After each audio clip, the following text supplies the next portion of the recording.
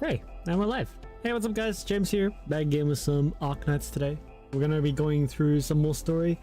I'm not on Discord chat today, it's because I'm gonna be just reading story pretty much. So yeah, let's just jump right into it. And sorry about the mic and headset stuff. Last time we left off, we didn't go through too much. We got a brief introduction to, this is basically Siege's story. With the other character. What's her name? Can't remember. I only read the story like a couple of days ago, so I don't really remember. Oh, we get to play Heidi, I guess. That's her, right? That's annoying. Alright.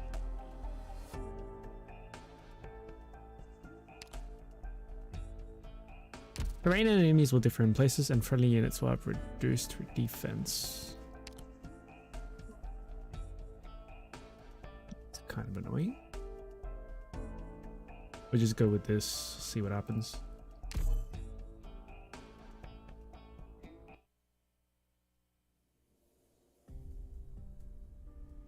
One year ago. 1097. 4:56 PM. Overcast. Munitions Factory number 11, Highbury District of Londinium.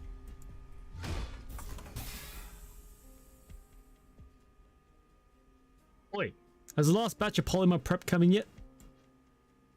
What? What do you mean it hasn't? This takes the piss. Who was in charge of transporting these materials? It was, the one in charge, What are you dithering for? It was Feist. That boy. We went out first thing this morning. Should have been back ages ago. Who went with him? Tommy, Pato, and Day. They're not the same workshop. How'd they get on the same shift? They all go along like a house fire. Keep mucking together all the time. Feist's their little ringleader.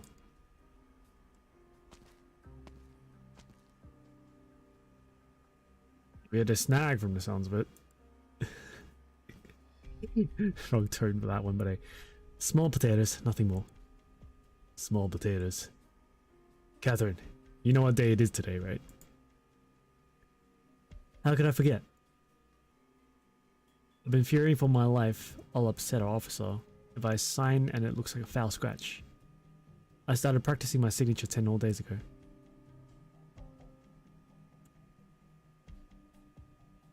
That's practice under your belt then. The general's stressing importance hard on the handover ceremony in 2 days.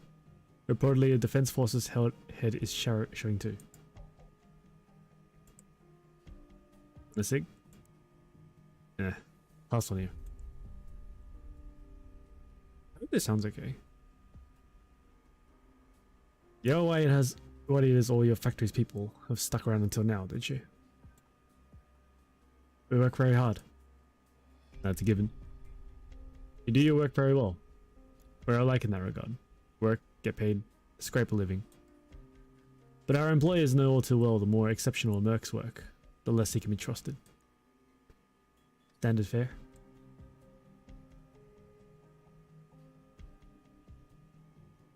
I'm manager of this industrial park, so I'm free. Never trusted us either. Before you dragged them away. Don't make trouble for me, Catherine. The mercenary's tone is placid, like he's the one asking Catherine if she wants to smoke. As he so often does. This is his job. Offering a few disobedient Londonian workers to him is almost the same as the screws she tightens on the daily. Catherine taps a cigarette into a bag, kind of ash falling into the machinery. I've told you more times than I can count. If you want efficiency maintained, a factory can't afford one fewer worker. I admire you a fair bit, Catherine. Even a typical merc might not have the guts that you do. You've got the stuff. Thing is, it's possible to take everything too far. Londinium's got over 100 munition factories, just like yours. Even if this whole place is dead empty, the Regent wouldn't care. Nothing would change. The ceremony will come the day after, We'll hand over everything as promised. And all our workers will be there.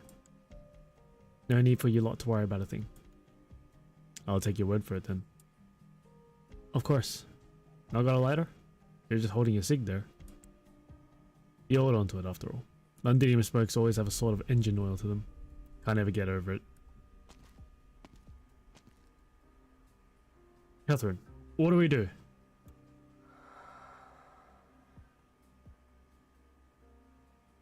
Off to the loading area.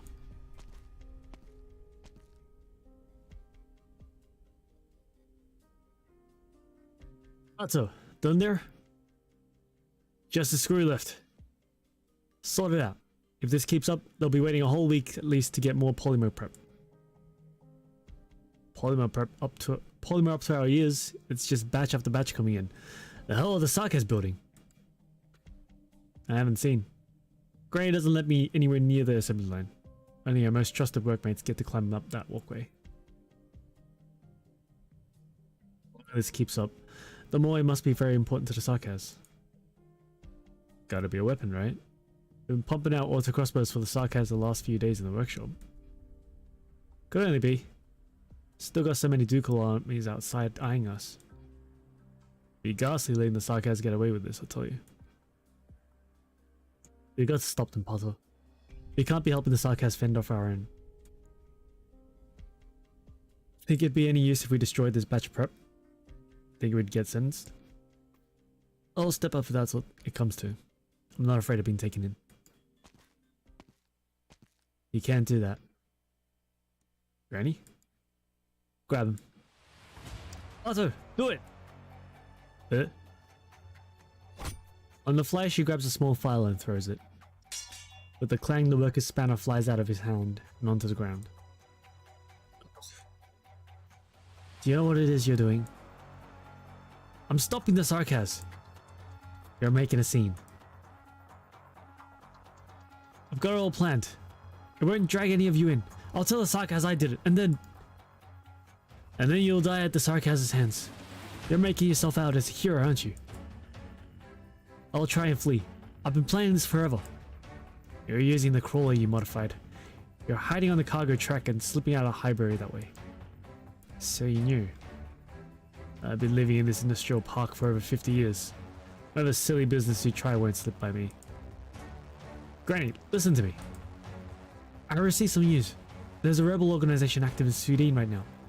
They've rescued a whole number of people from the Sarkaz. They've even taken back some plates. They call themselves the Londinium Citizen Self-Salvation Corps. We're going to meet them. Are you now? And then? What? Are they lacking for smiths? Are you going to assemble and automate production pipelines for them? Maybe design the next generation of crawlers? You can't even put a single armament together. You're going to go up to the people at this Self-Salvation Corps and tell them you want to bash Sarkaz heads in with the spanners? I'm learning. I know the stories you told me. Like how you got selected to build steam armor when you were young. And I've heard you spending night after night polishing out power conduits. I don't get it. The Londinium workers. You've been teaching me that since I was little. You told me how our factory built modern Victoria. But now, they're lowering our flag at our handover ceremony, raising the Sarkaz sign. And then, we're taking the assembly line we're so proud of and producing weapons for the Sarkaz with it. And those weapons will end up pointed at Victorians. How can you bear life like this? Like what?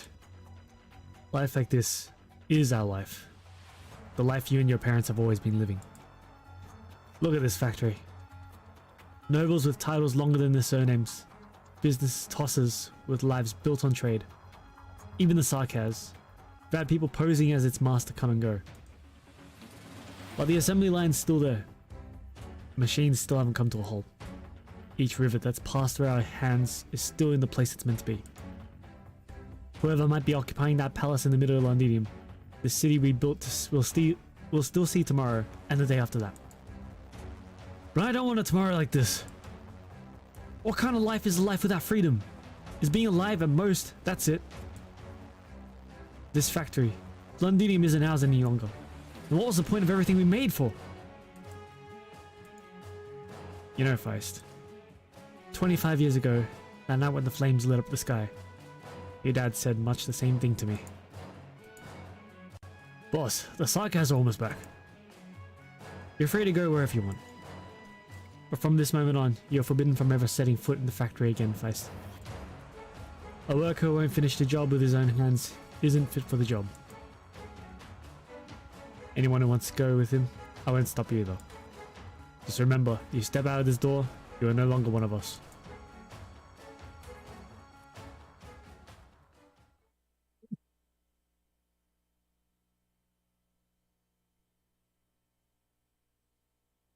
Give me a moment, I want to switch my glasses.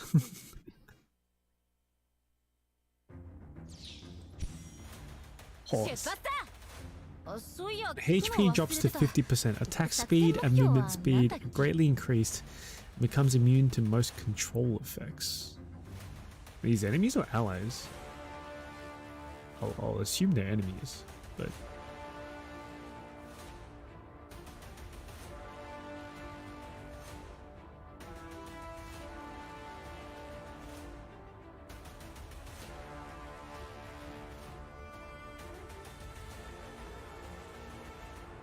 Okay, yeah, hopefully my voice sounds okay on the mic. I don't know, I'm hearing a little bit of buzzing on my end, but I'm not sure that's coming through the mic. I feel like this is the first time I've heard it, so I'm not too sure. So you're gonna go that way. Okay then.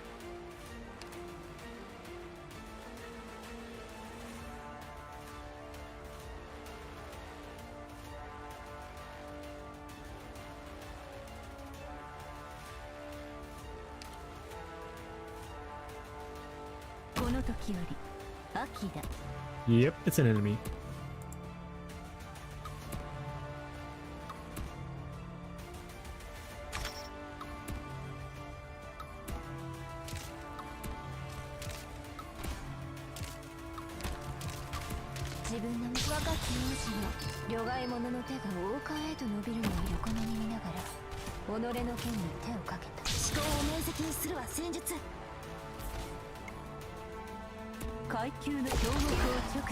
Oh fuck!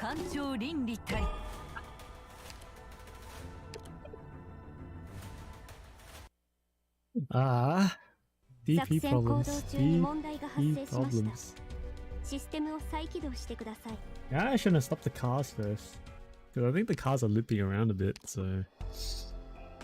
And those cars were dealing a lot of damage, actually. We should still be fine to just keep going with this. I want to bring AR, actually. Or Steamer.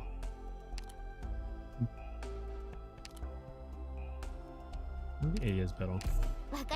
Alright.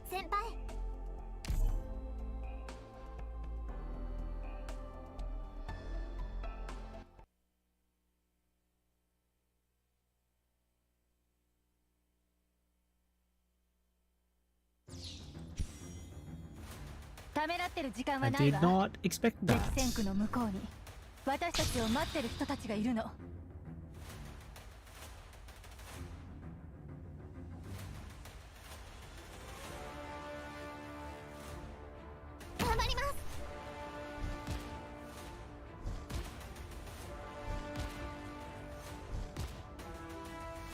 It looks like the cars do spin around for a bit.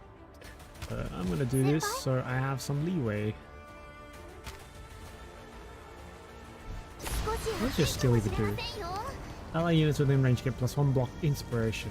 Ah, that's why you didn't do him damage.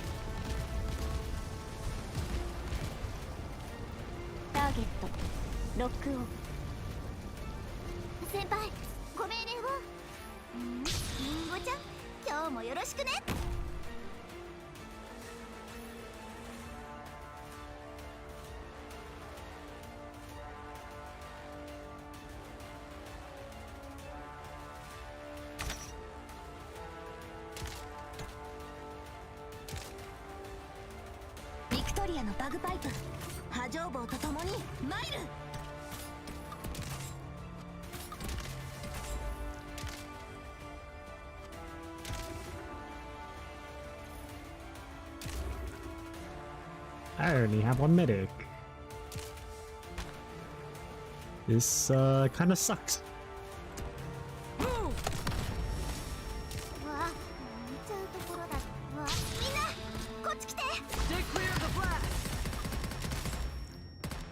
私にね、戦場に積もる恨みはいつか知らん。ご指示。Ready to go! 初期化アーツユニット起動 Okay, しま I す。 didn't mean that.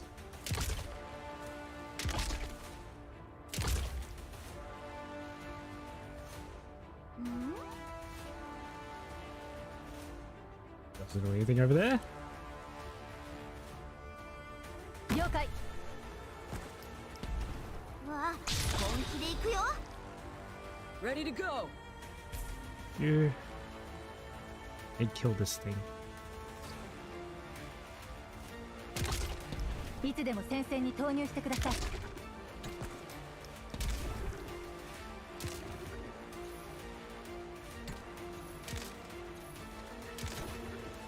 ご指示を。 Retreat bagpipe.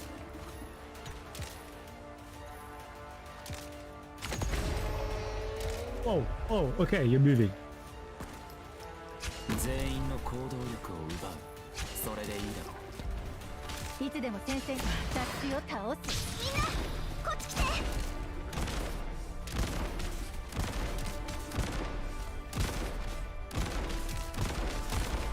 私にね、戦場に積もる恨みはいつか知らん。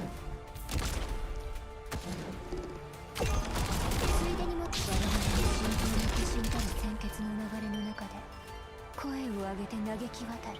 It's a nice sound effect. 今日もよろしくね。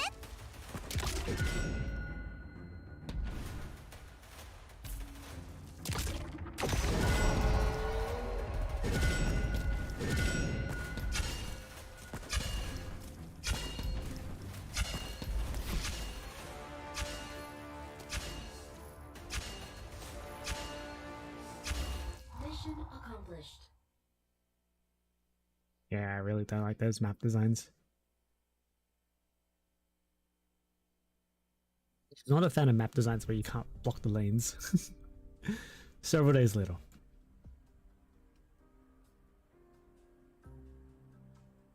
Well, inventory check. This Lord of Factories has handed in its designated amount of material.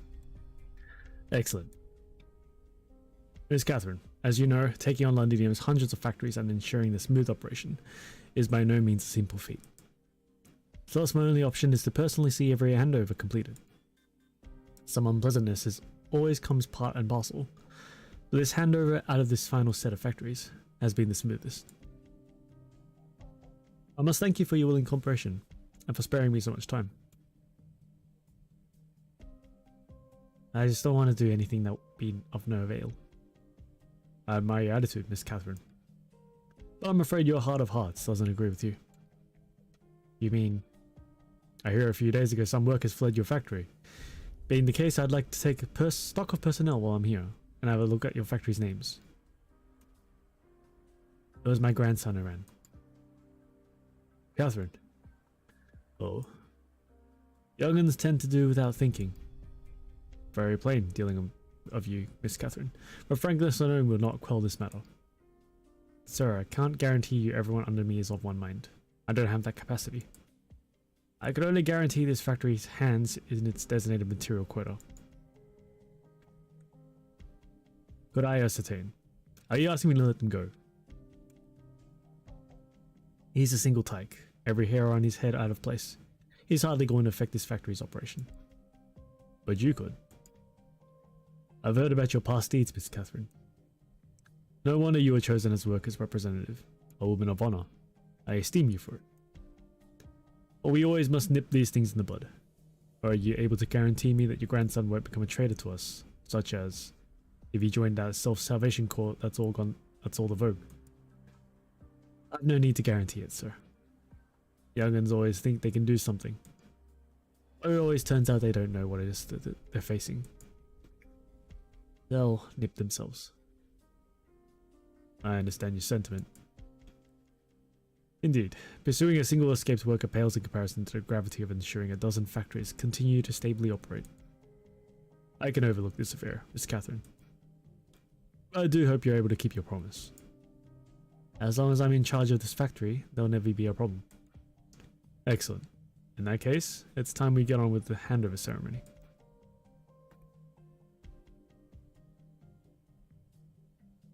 Here's that goddamn luck. I want to go to the factory too and watch the flag raising. Bit griping. You can see it from here anyway. Just stuff it out. There's none of the gravitas here you would get watching on site. Who the hell knew we'd actually take Victoria's capital? Dream of that in the past and you'd kick yourself. Sure enough. Still, next comes the hardest period. The Dukes are all eyes on us. If they were good for anything, we wouldn't have seized Londinium so handily.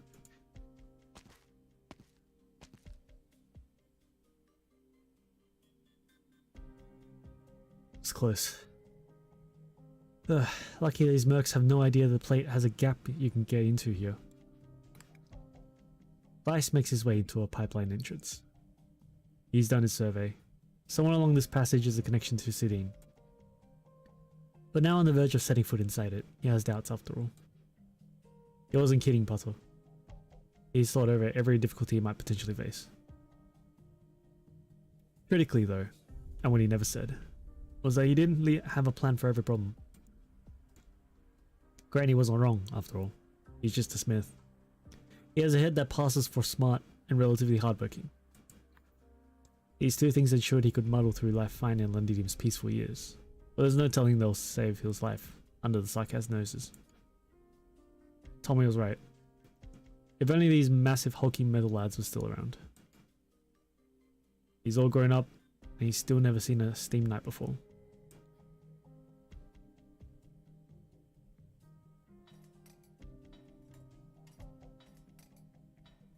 With the factory ceiling so high and the hatches so small, the view of the sky can't help but being minuscule from within. Its ever-changing shades cast a like projection down into the factory. Never changing is the sound of the assembly line, one hunk of metal striking another. As well as the sight of old Granny standing at its side. Think it's dull, don't you? Hold on to your hammer and spanner tight. If you really want to do something, you've got to persevere. You strike once, you get nothing more than a hunk of beaten metal. You strike again and again, and you can make steam armor. You strike again and again, and then your child and your children's children carry on striking. And we've got Londinium. Should he head back? Should he go in? He has no idea.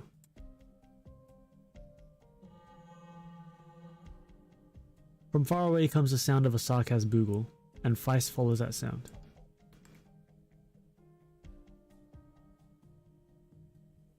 Atop every factory in Londinium stands a flag. A flag stands for Victoria. Not once since this factory's founding has that ever changed. But that as of today has changed.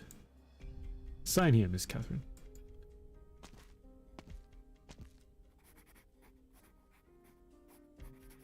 Without hesitation, Catherine, upon the document embodies transferal of factory authority, signs a practiced signature. And now, the final changing of the flag. Go. Yes, sir. Stay, Miss Catherine. Be what it may, you are currently witnessing history. Sir, can I light a smoke? By all means. Sir, just as you've heard of me, I've heard about you too. No? Gaul. Yes, my father was a Gaulish loyalist, that's no secret. If you're querying me how I feel at this moment, Miss Catherine, and instead of joy that there was no blood shed throughout this procedure, but outside of that, my heart is filled with nothing but sorrow. Not far away, Sarkaz soldiers ferry over the flag that stands for them. Meanwhile, an additional 2 Sarkas prepare to lower the current one. Catherine can see the happiness on their faces. And beyond them a resplendent sunset glow. Catherine knows. It all signifies the dark isn't long away.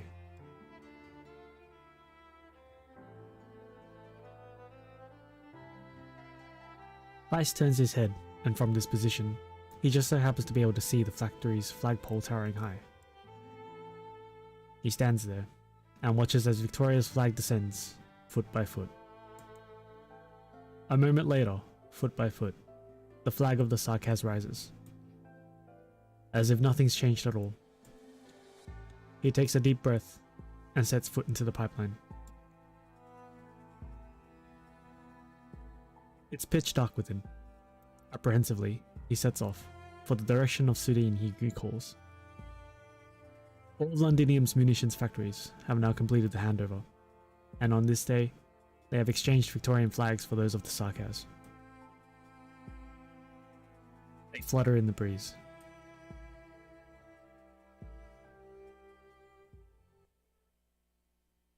That was poetic.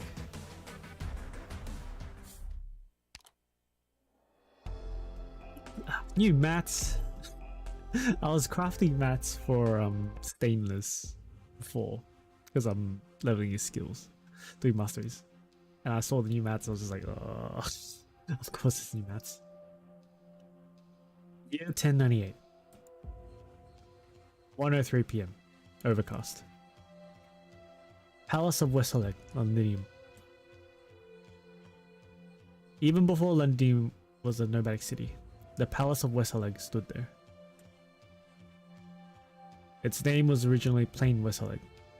The Draco royal family convened its ministers here at this palace, and used their beloved gold and ruby to decorate the outer walls.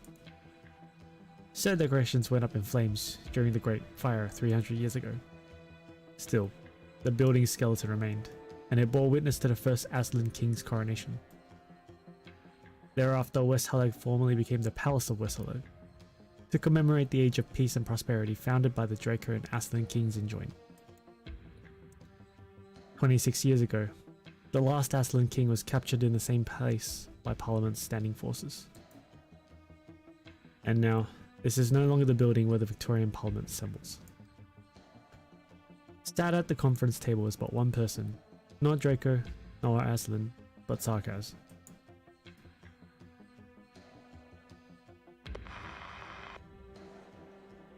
Still no sign of movement from Duke of Gododin. Ever since the Viscount's life was attempted, our activity in the Demesne? I don't know what that is. Has been greatly restricted. Lavish salons held every night at the Duke of Normandy's residence, but the flow of raw steel is extremely suspect, and all intelligence personnel have turned up empty-handed. Any sound from Dublin is drowned out by the Duke of Wellington's high-speed battleships roaring. We've as of yet been unable to penetrate into the Iron Duke's duchy, but no other duke would be able to impede the veteran, without a doubt. The Marquess and Co. have finally given up on the Duke of Stafford's inheritance. The Duke of Castor admitted envoys and gifts on New Year's Eve. Activity from all dukes has been growing increasingly frequent since last winter. Maybe a sign they're about to reach a conclusion. Preparations for Londinium remain at the same pace as... Hold on for a moment, sorry. What? You're sure? They're thinning it? 3 days ago. This is too slow! Yes, it looks like they finally found results after the diplomatic peacemaking. New cipher's just been decoded. It's word from the frontline general. Yes, I need to notify you ASAP. 3 days ago, the Empress's voice grandiloquently left the Duke of Windermere's Demesne. We didn't discover contact between the two sides in time, but just today,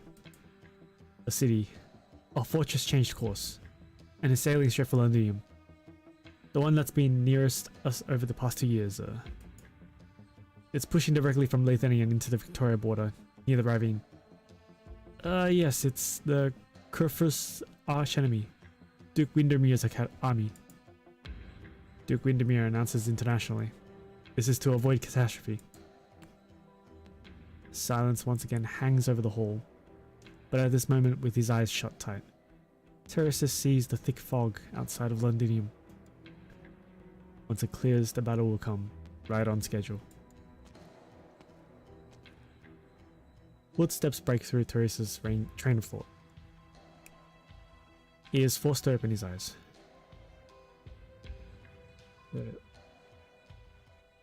Teresis. It's you. Are you asleep? Perhaps. Victorian dukes are a cunning lot. They meticulously sift through every word of intel that flows into Londinium, making the Sarkaz lose their heads. The advantage isn't ours on this gamble. Yet neither have we been at a disadvantage. The military commission's business is always endless. Such is our history's fragility. Even a single comment on a piece of information already would suffice to forever damn Castel. But even now as we stand in Londinium, things have hardly changed much. You're still as wary as ever. No, one thing has changed. You're here. Oh. Yes, I am. The breadth of possibilities has crossed my mind, if you were to take my head. Perhaps you would make a much cleaner job of it than I. You would never think that way yourself. That was a hypothetical put forth by Manfred. I am always in need of some differing voices. What's on your mind now?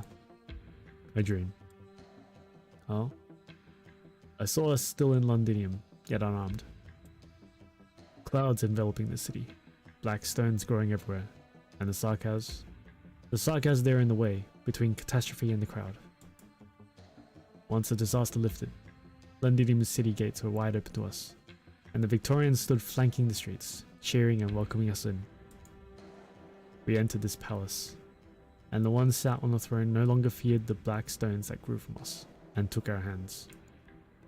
He called the Sarkaz friends. It sounds unfathomable. There was more. I saw Vampire, Naxara, and Wendigo set foot together into reaches more northern than even Ursus, casting fragments of strange monsters back onto the frigid sky. And I saw Banshee and Damatsi venture to parts more southern than even Iberia, walls against the ocean's descent within the boundless water. Countless Sarkaz giving their lives for this land. And Aslan, Draco, Feline, Cabernet, liberally, stood together with them. Stood together? Yes. The Sarkaz were no longer the nomads excluded. The land embraced us, and we had roots in you. This dream.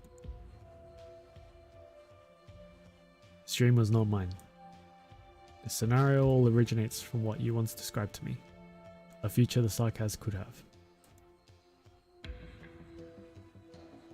I remember. But you told me that my ideals were too distant, and it was not only our enemies who could never comprehend me, but neither could the Sarkaz. A myriad years of grievances became our weapons, one and all imposed upon me.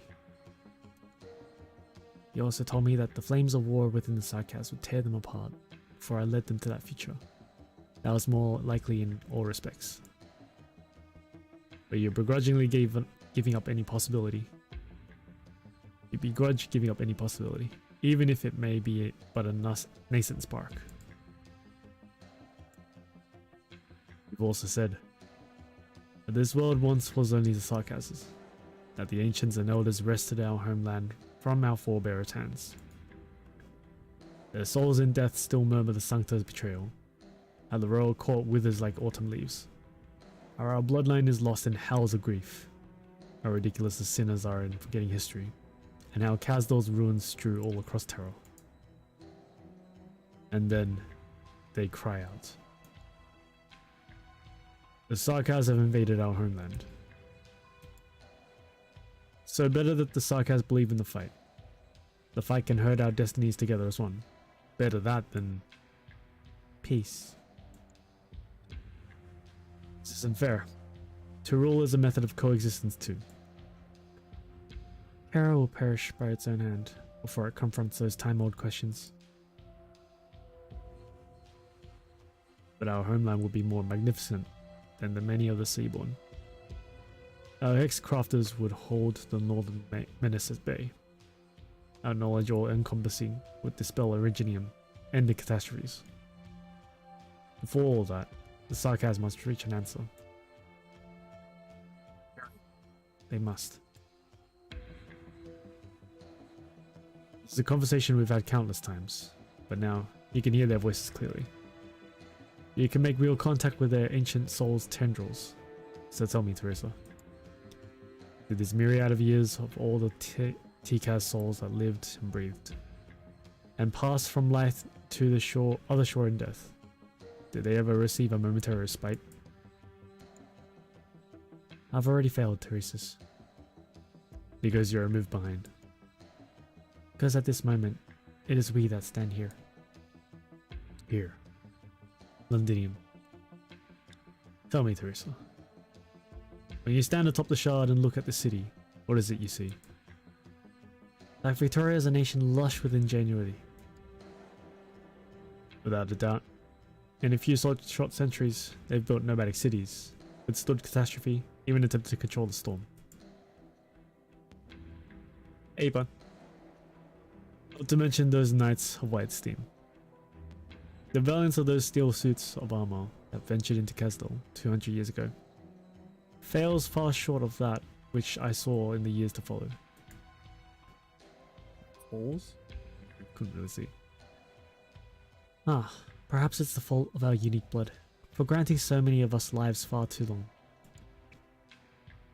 So long that in the intervals between one war and the next, we lift our heads, only to realize that, accepting the Sarkaz, everyone is pressing on. No, it's nothing to do with the length of an individual's life. They have the opportunity to progress, simply because in the past, they monopolized the freedom to choose between peace and war. Teresa, when I look at Londinium, I see the number of times this nation has gone wrong. The Victorians scorn how primitive the Sarkaz are, yet in essence they simply use the rules of the culture they founded to gild the greed and violence that runs in the deepest marrow. They tear at each other, incessantly. Ultimately, everything they've made will be ruined by their own hands. That is why we could win this chance of freedom. Even if hope is still as remote, I won't give up on any possibility. Yes, in that regard, we've always been so alike.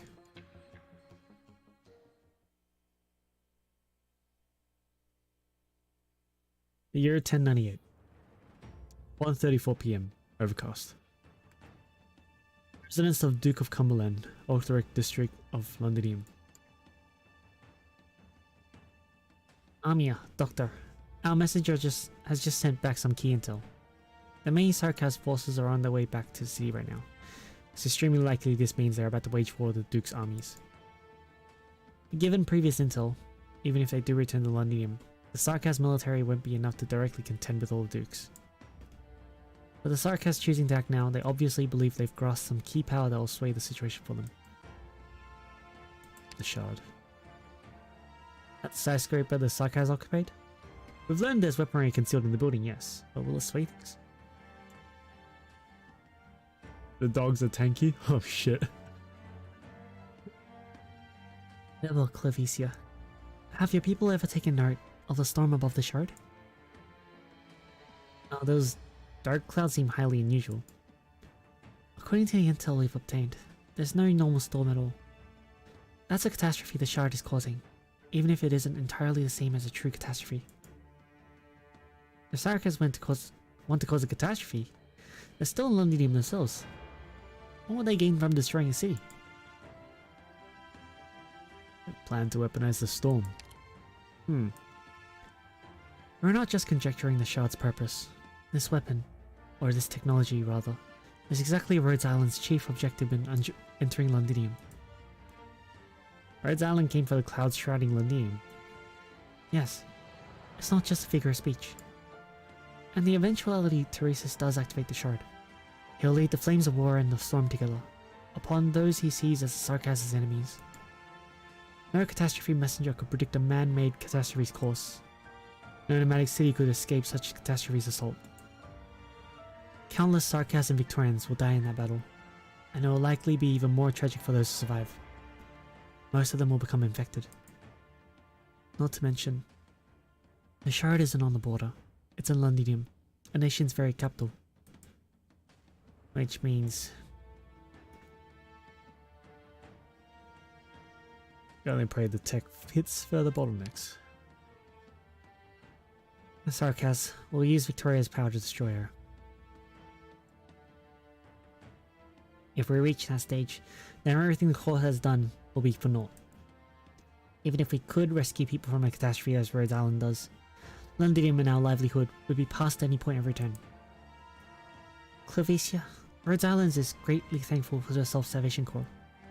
Without your help, we would have had no good way into central Londinium. But neither I nor the Doctor will lie to you. No matter how Rhodes Island plans to approach the Shard, the battles ahead will be brutal, each more brutal than the last. If we can't stop Teresa's within the next few days, we'll be facing an all-out war, and the Dukes will march with an eye to enter Londinium. But the Corps chooses to wait for the Duke's armies. We can't do that. I'm the daughter of a textiles merchant. Most of the fighters in fact are just ordinary civilians. We have workers, farmers, craftsmen, traders. Our backgrounds are a tapestry of millions, together under one goal of driving the Sarkaz out of Londinium as soon as possible. That's why the Corps won't place all its hope in the Dukes. Otherwise we'd never have been able to take a stand ourselves. Our greatest fear, if it came to it, wouldn't even be the Sarkaz controlling the Shard. It'd be the Dukes, dropping any shred of thought for the ramifications. So the Corps has no intent to suspend operations? Correct. On the contrary in fact. With war on the eye of breaking out, there are some things only the Self-Salvation Corps can do, here and within Londinium. Such as wrecking Sarkaz's defensive line from the rear. I think alike, Doctor. Should the Dukes wage war, the Sarkaz will surely have preparations made to hold Londinium. Being a steel fortress, Londinium is self-sufficient to an extent. However, the Sarkaz actions within the city have long since outstripped that load. Still, unlike Londinium's previous masters, Sarkaz don't get a drop of evidence support from any of Victoria's other cities. In comparison, while the Dukes do all act on their own liberties, they'll each have their own steady flow of supplies. A supply line? The Sarkaz do have some kind of hidden supply line, definitely. Completing the Shard has been a multi-year undertaking. The idea they're relying solely on Londinium's own production is practically impossible. It originates outside the city, and its terminus is in a Londinium munitions factory that builds weapons for the Sarkaz. Right, if we can locate this supply line, we'll be able to delay the birth of a superweapon. Commander Clovicia, cooperation is still our best choice. I'm afraid so, Doctor. We need more intel on the munitions factory. The Corps is a fighter who knows Highbury in and out. Doctor, you know him very well. He's the most suited candidate for this mission. With some minor preparations, he'll lead everyone away from the Sarkaz's watch, and for the munitions factory, we'll still need other more concrete sources of info. The Defense Forces Command HQ. It's a tower, located at the border between Octarig and Highbury boroughs, and it controls the info network for the entirety of Londinium's defense systems. Given the supply line can penetrate Londinium, there must be records of it lying somewhere in the system. There's traders in defense's top brass, right? Their commander Leto threw himself into a Sarkaz a few years back. We pointless to try win back here from the treasonist. If we plan to raid their command tower, we need some other way to seize system privileges. Of course, method aside, there's the fact that our troops desperately need new armaments. The Sarkaz have placed their sights back on the city interior, and our supplies are stretched thin. I'll think of some way to address the supply needs. When it comes to keeping Londinium going day to day, there's still scarcely a Victorian trader who's fallen in line with the Sarkaz. Iredale?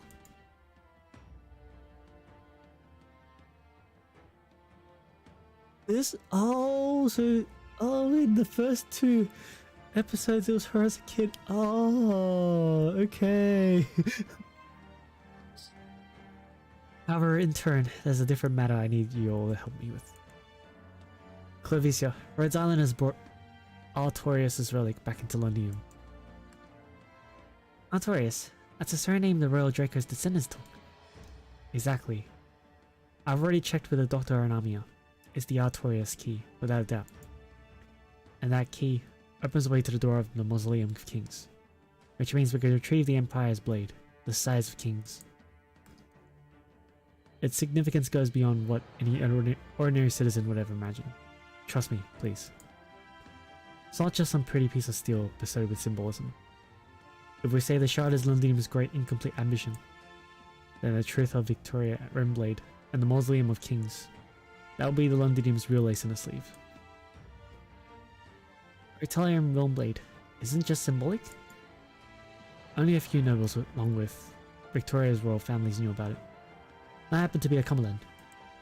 Artorius? Altria? This entire time I'm reading this, I'm like, this is inspired by fate, right? And believe me, the Mausoleum of Kings is practically a thing of myth to us. But if a royal key can open the door to it... yeah, how exactly did Rhodes Island even get this key? Should I not have asked? We won't conceal the key's history. But it isn't Rhodes Island's. It bears tales upon tales that I was never a part of, and could never tell you. For Rhodes Island's time with it though, I could tell you bit by bit if you're interested. Thank you, Amiya. I'm just floored, really. The legacy of Artorius, the truth of the shard. It's as if Rhodes Island really has been preparing, for all these years now, to be here today in Londinium. But I won't delve any further for now. I won't make anyone else either. It might lose us an important ally. Amiya, Doctor, do you have anything else you want to tell me?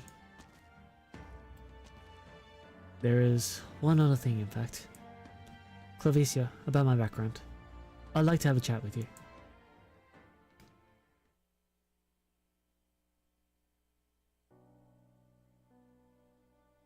The flowers, Doctor. Look at these flowers. They're growing. It's amazing. A place like this, in the middle of Londinium, in a Sarkaz-occupied city. Can't be the same for those around Miss Helladale. You're both quite right, Doctor, Miss Amiya. Despite it being slightly neglected these past years, the Duke of Cumberland's Manor is still Londinium's most iconic building. I have not much recollection of my home out in the Duchy. My childhood memories mostly tie back to here. Nobody would ever truly leave this place to rot, would they? Miss Helladale. The fact she went to lay everything bare to Miss Clovicia. Well, it turns out your crew will already rise to Her Highness's identity. I didn't expect that, I'll confess. Bina and I do get along really well. Oh well, that reply of yours surprises me even more. Rhodes Island knew who Her Highness was. Yet I've been willing to treat her as Vina, leader of the Glasscloak gang. Give Clovicia and Vina some more time. The core will have their disagreements when it comes to nobles, you know. And Her Highness is going to have a lot to say. I'm sure you have questions for me too, mysterious little bunny. I'd like to jibber jabber a little with the enigmatic Rhodes Island myself, before it's time to mingle with emergence. Miss Helladale, is this residence truly secure? Rational question. The Sarkas naturally have their motive for not flushing out the nobles in Central. Londinium's a massive city. There's much too much for them to mind. But we've paid a tremendous price to sit in the middle of the war unscathed, Miss Amiya. Dignity or what have you is the least valuable part of it. Given the chance, I'll explain to Rhodes Island in detail. But the Sarkaz informants surveilling this manor are under our control, and for now, I ask you to trust me. They haven't realized we've infiltrated them. They're wrong to believe Londinium's city nobles lost their every weapon after being isolated. They're a mistake. You still have some way to counter the Sarkaz surveillance? Provisionally. No. If Her Highness has decided to be forthright with the Quorum, then it's not my place to be covering up either. For the sake of a smooth partnership, I can explicitly guarantee you all that, even now, the Cumberland residence has people who can establish a extra-city contract. But the Sarkas aren't fools. They're well versed in war. Indeed. But like I told you, Londinium's a massive city. They don't have enough people. They're all on their own. And that serves us opportunities. Correct.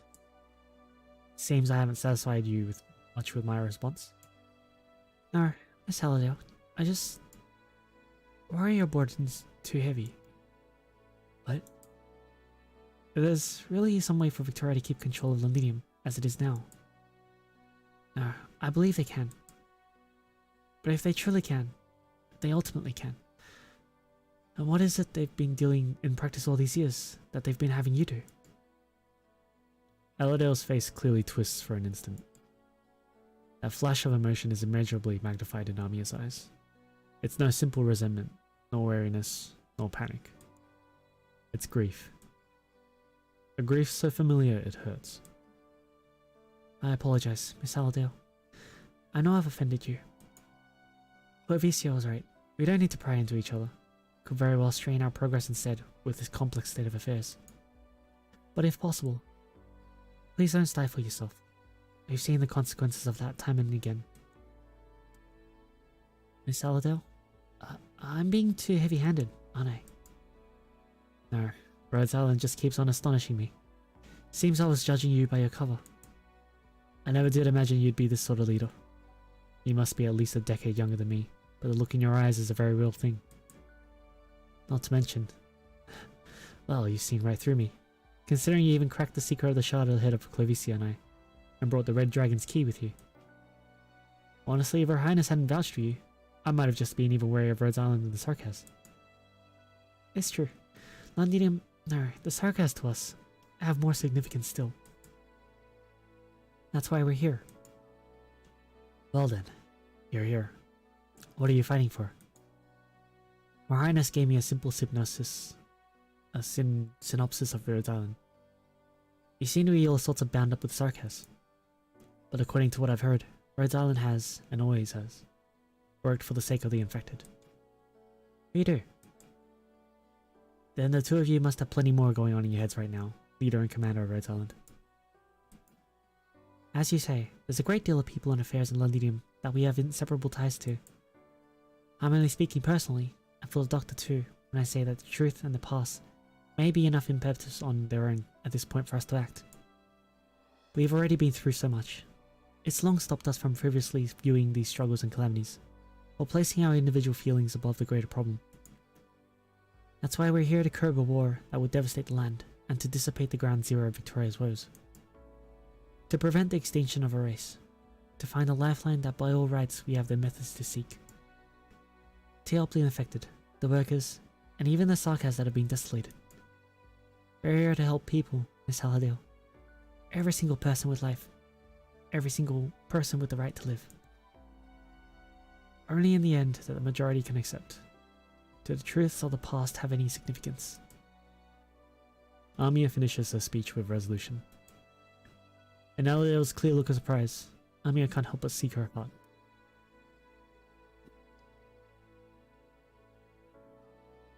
He has spoken a most genuine and sincere mind. Of that there is no doubt. The operators that work alongside her must surely be filled with the same staunch conviction. Dr. Kelsey stands even more alone, carrying the weight of ideals.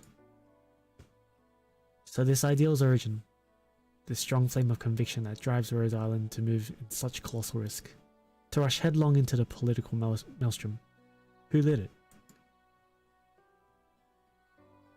And what if this answer of hers remains incapable of solving these pressing issues?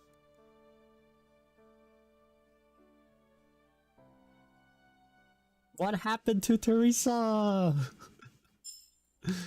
I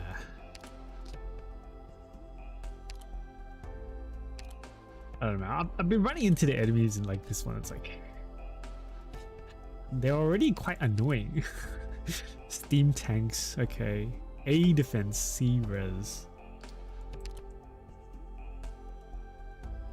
The necrosis damage. These guys releases corruption when defeated, causing your nearby enemy units to continuously lose HP. So you want to like kill them from range.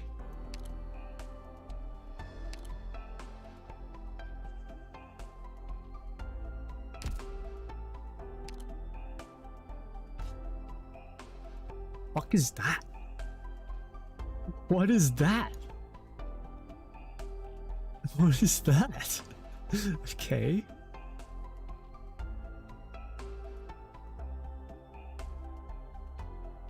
Okay, so we can't block that blue box. You can block this one. And we have drones walking in, so necrosis is just annoying, but nothing like the other status alignment we've experienced so far. I guess so.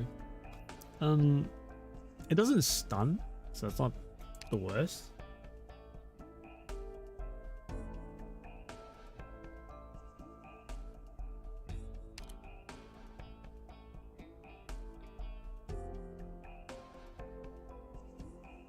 You can block the top blue box, it looks unblockable. Oh, you can? Okay. Yeah, okay, yeah. Yeah, it just looks weird. I'm gonna switch out my ops for ranged ops.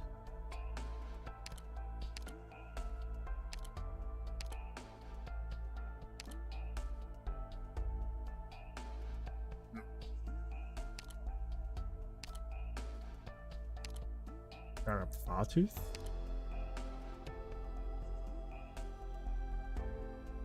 Oh. No.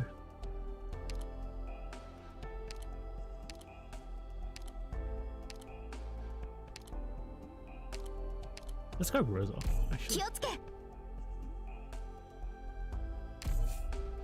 That update. ドクターさんに主の祝福があらんこと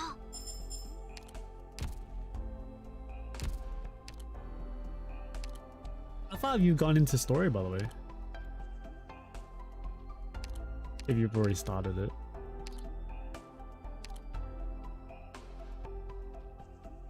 Was I gonna switch? I was swapping my miner out. Yeah.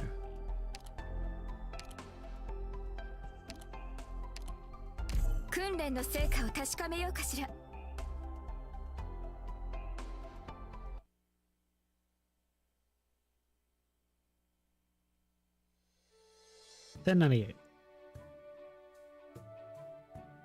2:55 p.m. Overcast. About to start 11:11. Since it's adverse mode, I can do only 3 or 4 a day. Okay. Londinium.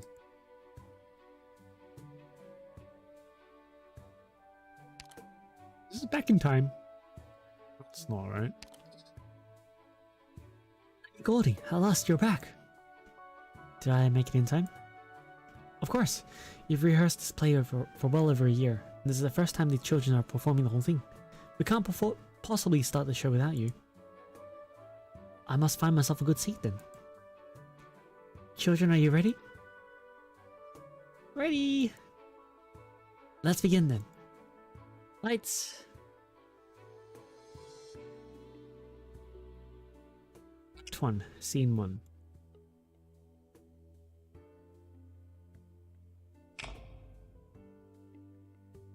Good morning, sir. There's a look of concern on your face. Is something worrying you? The horn of Victoria has blown atop the walls for 3 days and nights. But why do I feel uneasy? Has our great general not returned triumphant? Praise his bravery and fearlessness. Bravery? Fearlessness? Perhaps.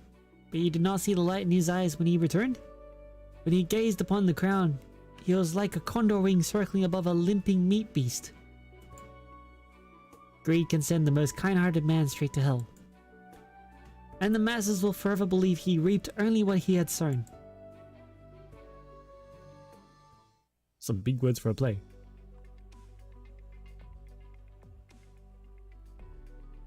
These are our terms, Miss Aldale. You need certain goods transported to Londinium. This is nothing like what we usually carry, but the quantity and the weight are highly unusual. I shan't ask what it is you need transported and why you need them brought into the city, but you must know that the risk we will carry for transporting them is immense. And I'm certain you know there are not many men out there who can do this for you. The Sarkaz keeps a close eye on all ports of entry. Should they learn of this under-the-table deal, not one of us will leave Londinium alive. Even if your background and the greed of your friends watching your back are enough to keep your lifestyle in Central Londinium as is, I'm afraid they won't help you with this affair. If you want this deal to go through, you must put something worth the risk on the table. Thank you for agreeing to meet with me, Miss Thaida. I'll consider your proposal. Time waits for no one. You must make your decision soon. Your asking price is high. We have discussed the situation. The Royal Mint is in Sarkaz's hands. Use of this must have already been spread over the entire country via the Magna bankers. Merchant smugglers are worried that the payment they earn will be worthless by this time next month. Naturally, they demand a method of payment that will keep its value in the long term. You intend to accept these terms? Mr. Bader was right. Time waits for no one. We have at most 5 more days to prepare. If we are to ambush the Defense Forces Commando, we need to bring more weapons to this city. But what they demand is very dear to you. Huh. This is the position we are in, Clovicia. This is the position I am in. How would you figure out what it means to me? I'm afraid. Well, I can say this for sure. Your speculations are all wrong. Do you think of me simply as the magnificent Duke of Cumberland? You likely weren't even born yet, but I saw them hang Victoria's magnificent Lion King in the palace gardens with my own 2 eyes. My name is Cumberland. Everyone knows Cumberland was His Majesty's most faithful friend. Do you think the reason I stand here in front of you is completely unharmed is because the bigwigs in Parliament had mercy on me? Even now I still regularly attend Lieutenant Colonel Letour's cocktail parties.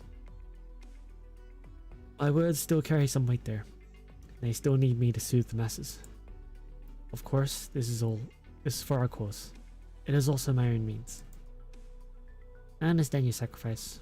Without your protection, the Self-Salvation Corps could not have made it to this day. I'm not a girl anymore. That thing in the attic means nothing. There's a pile of scrap. Oh, she's selling the armor. Elsie, make the arrangements. I have it brought down from the attic. Disagree with my decision? I dare not speak, miss. I demand it of you. Lady Allerdale, no matter what you say, it's still House Cumberland's steam armor. The blood of your ancestors, that most esteemed Duke's blood flows within that armor. It is an honor that Victoria bestowed upon House Cumberland, and it is the symbol of your house ever on high.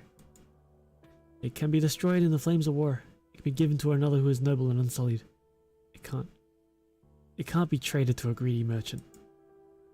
You don't think Miss Bader is worthy? An ancient set of armor. Treat it as a lowly collectible, then trade it away at a bargain price. Elsie, you've been on my side all these years, ever since I was born. We've kept the long-fallen House Cumberland alive. My house was built on nothing but a bunch of empty words. Glory, loyalty, nobility, or perhaps benevolence? But none of them held any meaning today. It's you and I upon whom this house now stands. I understand, miss. Have you gotten a letter from them today? Not yet. You know, the music of the past. As if it still rings loud in my head. This manor once hosted a king, but where is he now?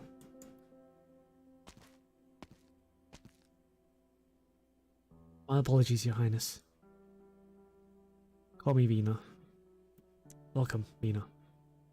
I returned from patrolling with the fighters. You're still willing to go on missions with the fighters of the Self-Salvation Corps. Splendid. I want to do as much as I can. It's more than enough for the men to simply know you are here. I've heard from Clovicia. The attic is absolutely cluttered with rubbish. I've got to pull myself together and clean up a bit. Lots of dust here. I mustn't have Your Highness helping me with such things. Eladel, I don't want you to sell the armor. Is that an edict from Your Highness? I have no right to, Shuan. You're the one responsible for the Self-Salvation Corps, not me. You know better than I what's right for the Corps. I understand that the armor can buy us opportunity.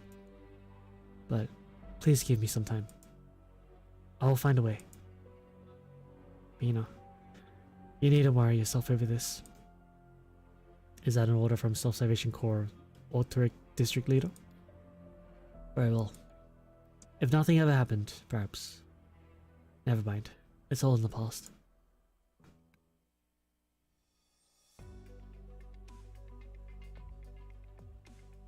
Lady Heidi!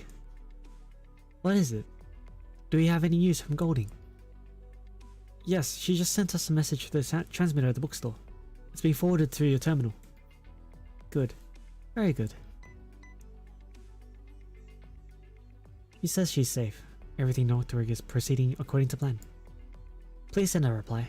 The Doctor's squad has successfully slipped past the checkpoint and infiltrated Highbury, thanks to the mercenaries working with Rhodes Island.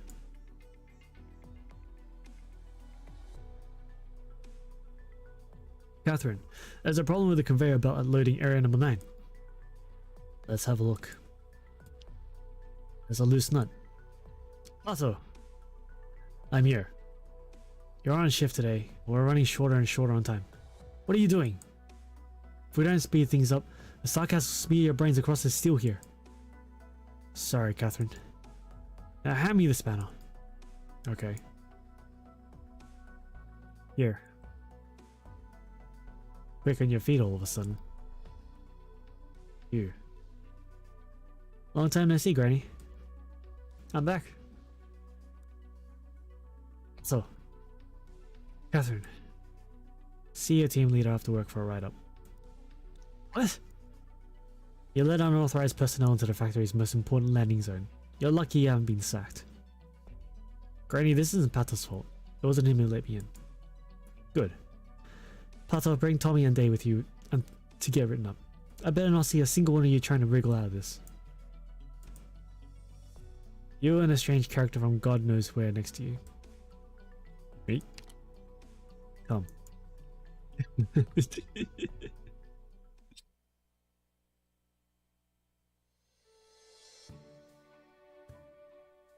Act 3, Scene 7.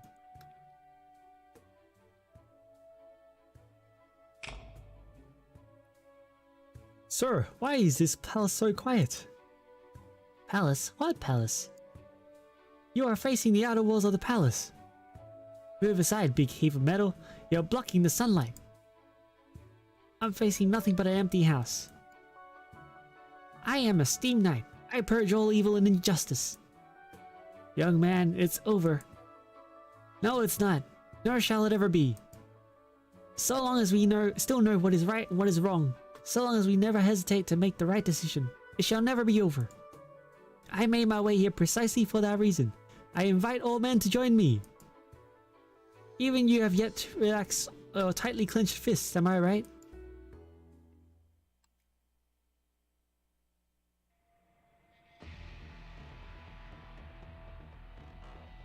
Amiya, our cover's blown. How many hostiles? Recon operators report 4 mercenary patrol teams headed in our direction. We have to pass through the district to reach the Defense Forces command tower. We've only just made it inside. The Sarkaz forces are way too quick to react. We're being ambushed. How is the backup route looking? If the mercenaries have been lured into the front here. No, it won't work. There's another squad coming up fast. Self-Salvation Corps just spotted them. What did they say? They had to run in with the squad when they evacuated from Sudan. They say these Sarkaz fight while they're inhuman. The vampires, men. Notify all units. The operation has been cancelled. Prepare to pull out immediately. There's no time. The vampires fighters are moving way too fast. Self-Salvation Corps hasn't engaged them. Change of plans. We're aiding the Self-Salvation Corps. Where's the quarters? What quarters? Don't play dumb with me. She's been with you a lot this last couple of days. No idea what you're talking about. I'm not talking. Even if you kill me. Another stubborn bunch.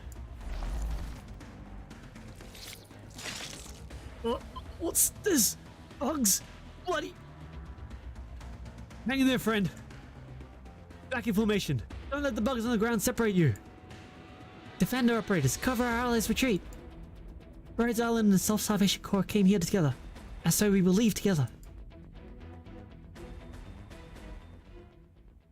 Bugs? Oh shit. There's some Heaven's Feel shit going on right now.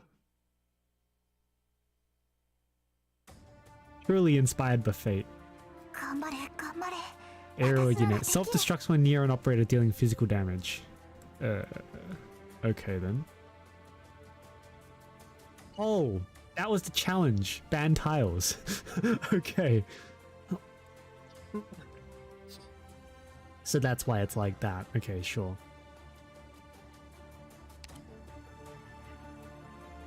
みんな助けに本気で行くよ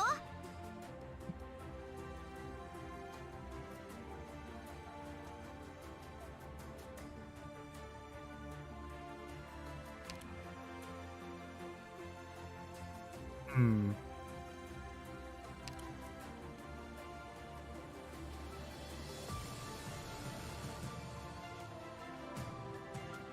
I can't hit them from here. Ah, shit.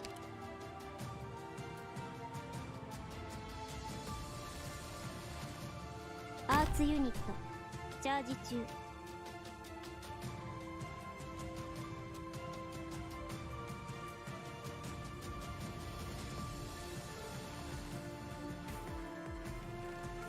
全員の行動力を奪う。それでいいだろう。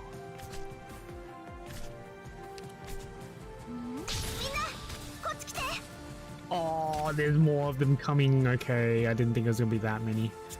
Alright then. まずは戦闘マニュアルの暗唱から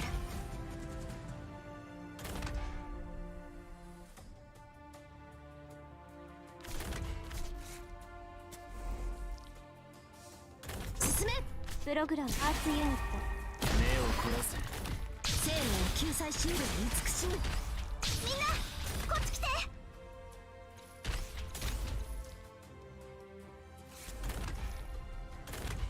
私の出番か。狙いを定めて発射。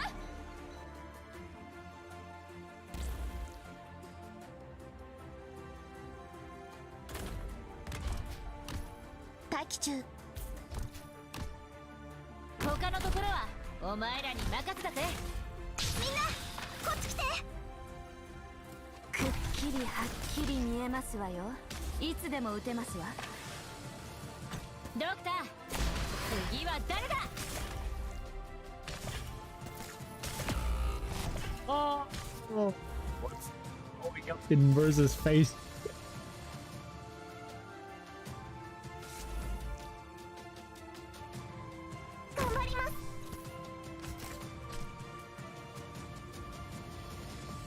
One can actually shoot that far.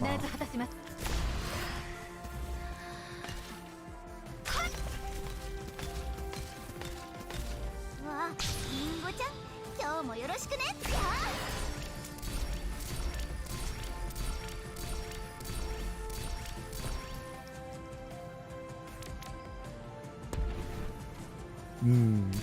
Okay.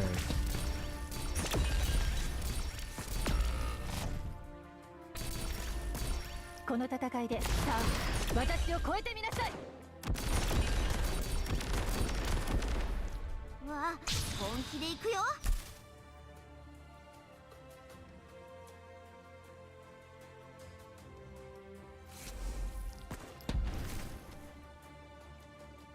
What's this?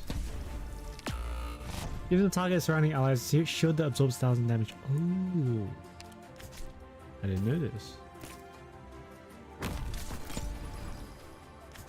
Ooh. ご命令は平穏な暮らしのために。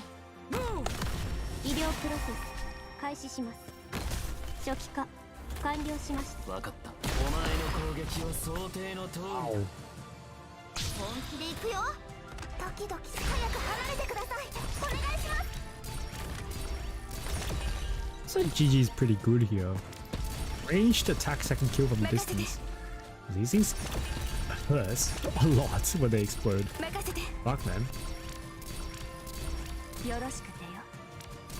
わあ、みんなこっち来て。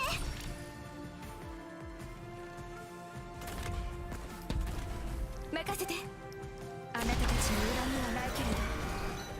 Watch for the blast!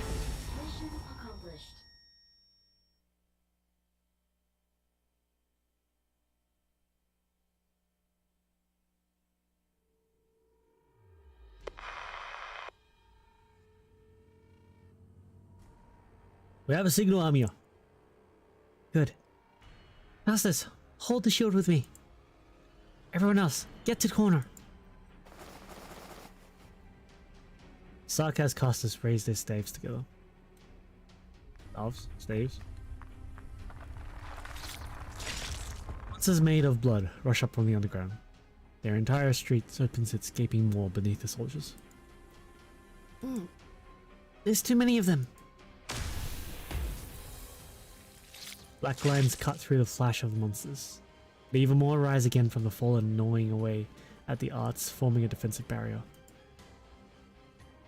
The fighters run for their lives, but the stench from the predator's jaw is never far behind. Finally, they make it into another alley, and find themselves face to face with an aura that is potent, pure and fearsome.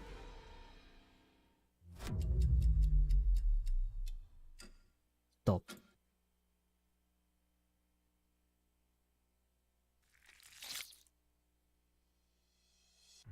The bloody tide stops it in its tracks. It was as though they ran into an invisible wall when they rounded the corner. The maggot-shaped arts creations smashed themselves into pieces, leaving bloody trails on the ground. The empty street is completely silent.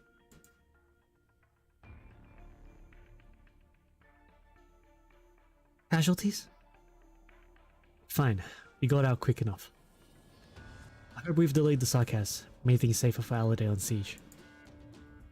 Thanks everyone, especially our Salvation Corps friends. Thank you for being willing to take this risk with us. Commander Clavicia calls Rhodes Island our most important ally. We're always ready to do what we have to do. Plus, if this Rhodes Island operator here hadn't helped us, that vampire would have done all of us in a long time ago.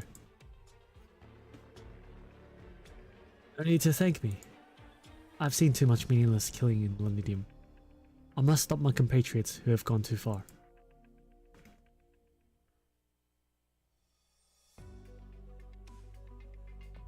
Sorry, Doctor. I thought I was just coming home with you. I had a little fight with Granny when I skipped out of the factory last year.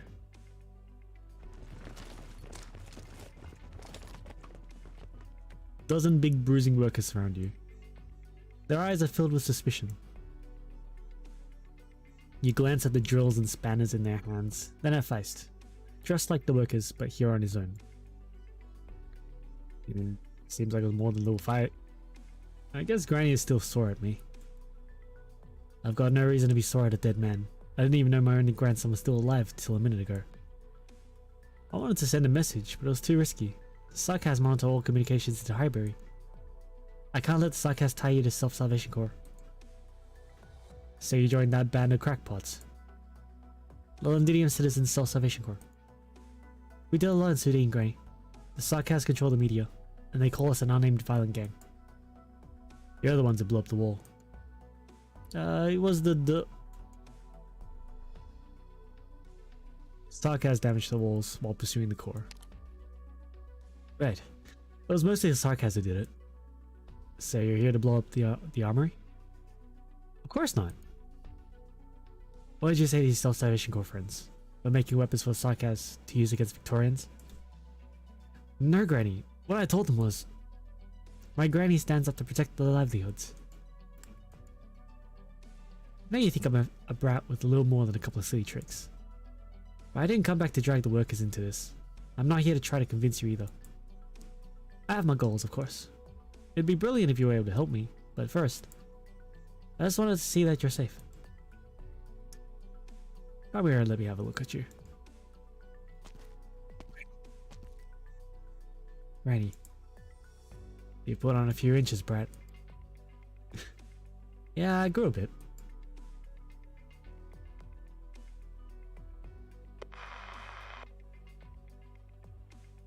I'll have the goods soon. A suit of steam armor. How many men would kill to get one like it? The nobles of Lithuania love to flaunt such storied antiques. Oh, and do be sure to ask those Colombian firms as well. They might be interested, even if the tech is centuries old. Getting it out will be no trouble at all. What business do you think I'm running in London this is? The Sarkaz are a gang of raving psychopaths, and they alone can't rule London. I have friends in the defense forces. They'll take care of it for me. I've heard it has a few external blemishes, however. I do hope that won't hurt the price. Why not cancel the deal if you're so worried about the price? Who's there? Don't worry, we just happen to be traveling the same way. Get this intruder out of here! Say, where are my bodyguards? I've asked them to take a short nap. You can go and wake them up once we've finished our chat. All of them? I guess just one of you. One? Oh my, no. Look behind you.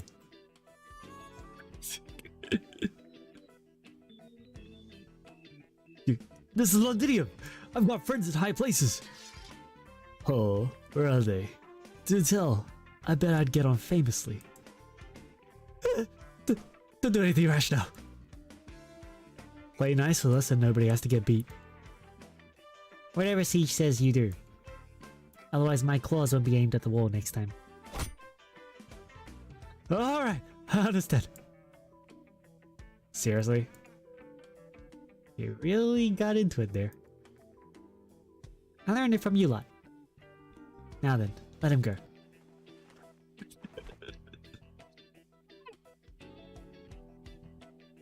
You can open your eyes and put your hands down now, Mr. Bader. We're not going to hurt you. At least not yet. What do you want? My terms are clear. Cancel the deal for the Cumberland steam armor. Are you let me go if I agree? Yes. But I'll make sure you keep your side of the bargain. Show Mr. Bader our map, Morgan. With pleasure. The marks on the map. Those are my warehouses. How do you know about them? You don't pay much attention when you're out and about. You shadowed me? Correct. The Sarkaz cannot be bribed. If they learn that you've smuggled so much contraband into Londinium through your connections. How helpful do you think your friend will be? Will he be in any position to protect you? You're considering tipping off the Sarkaz. That may well get us all killed. But they won't have to know anything if you don't continue to work with us. Do I have a choice? I understand your circumstances, and I appreciate the opportunity to work with you. You'll be compensated fairly. Wait a second. What is your relationship to Aladale Cumberland? Are you her attendant? I can't imagine House Cumberland is in any position to hire one. Watch your mouth. Cumberland serves Vina, not the other way around. Yikes. She's the daughter of the Duke? You don't mean... No, I'm nobody. Lady Cumberland and I are comrades, along with thousands upon thousands of Londonians who long for peace. I do hope you're one of them, Mr. Bader.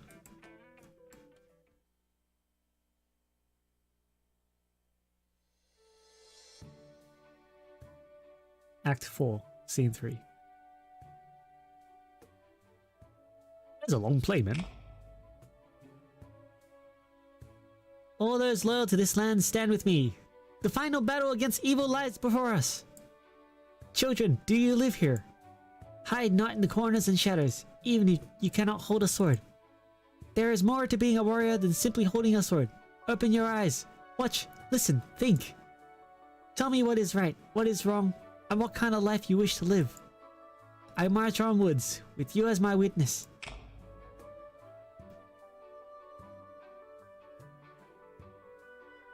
Brilliant! Look how good Ralph is, Lady Goldie. How much he's grown. And to think it was a mischievous little beasting just 4 years ago. Yes, I'm delighted. A handkerchief, Molly? Handkerchief? Oh yes, I can't stain my clothes with tears in front of the children. Oh, but I just can't stop crying. To think that Ralph and the other kids will be leaving school so soon. It's time for them to have a rest. And us too. Yes, the final scene. That's the best part.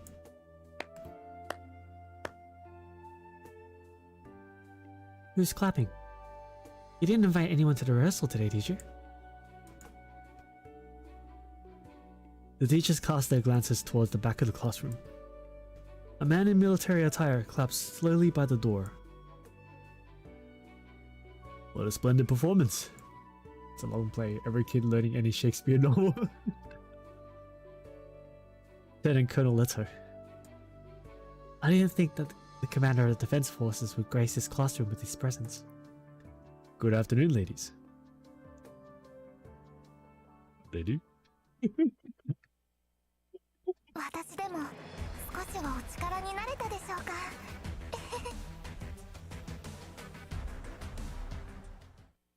Dude, man, a play with 4 acts? That's fucking long, man. I want to grab whatever the hell this is. Have I quick clicked?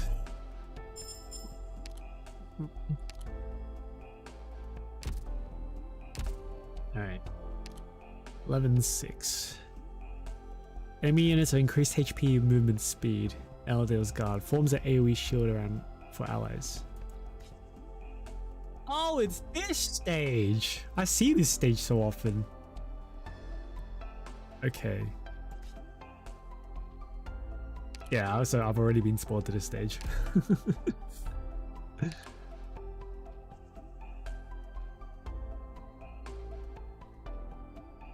Also, this one's kind of yikes. How heavy are those guys? The sarcasm dudes, whatever these guys are. Sarcasm Wheelero. Yeah.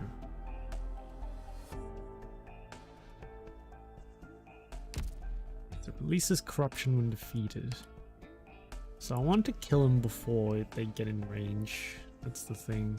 I really want to block them.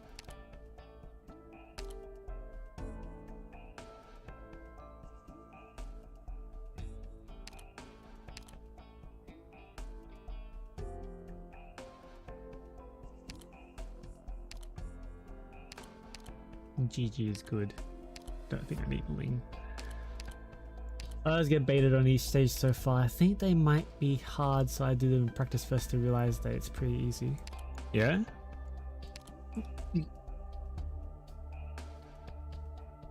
I mean, so far I've been having an easy time. Like, even though I basically fucked up that last stage, right? I still passed it just fine. Kind of surprising.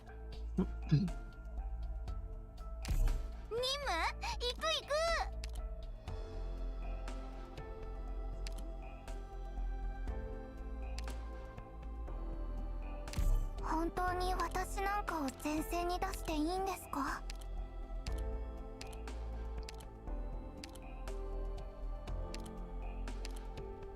人々はすでに本当の戦いというものを、そしてそれ以外に生きる手立てのない人のことを忘れ去ってしまった。本当に私なんかを前線に出していいんですか？ And more DP. 他の人と一緒に戦うの？戦いの相手は誰？ Is there anything else I actually want? Yeah. あら、狩りの時間？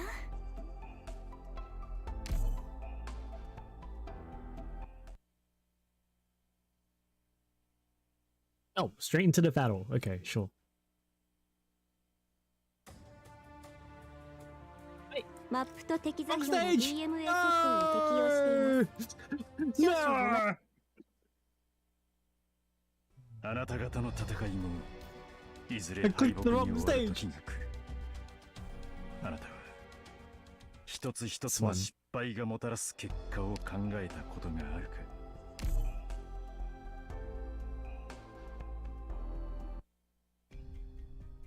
There we go. What are you doing here? I said as much. I'm here to enjoy the pawns.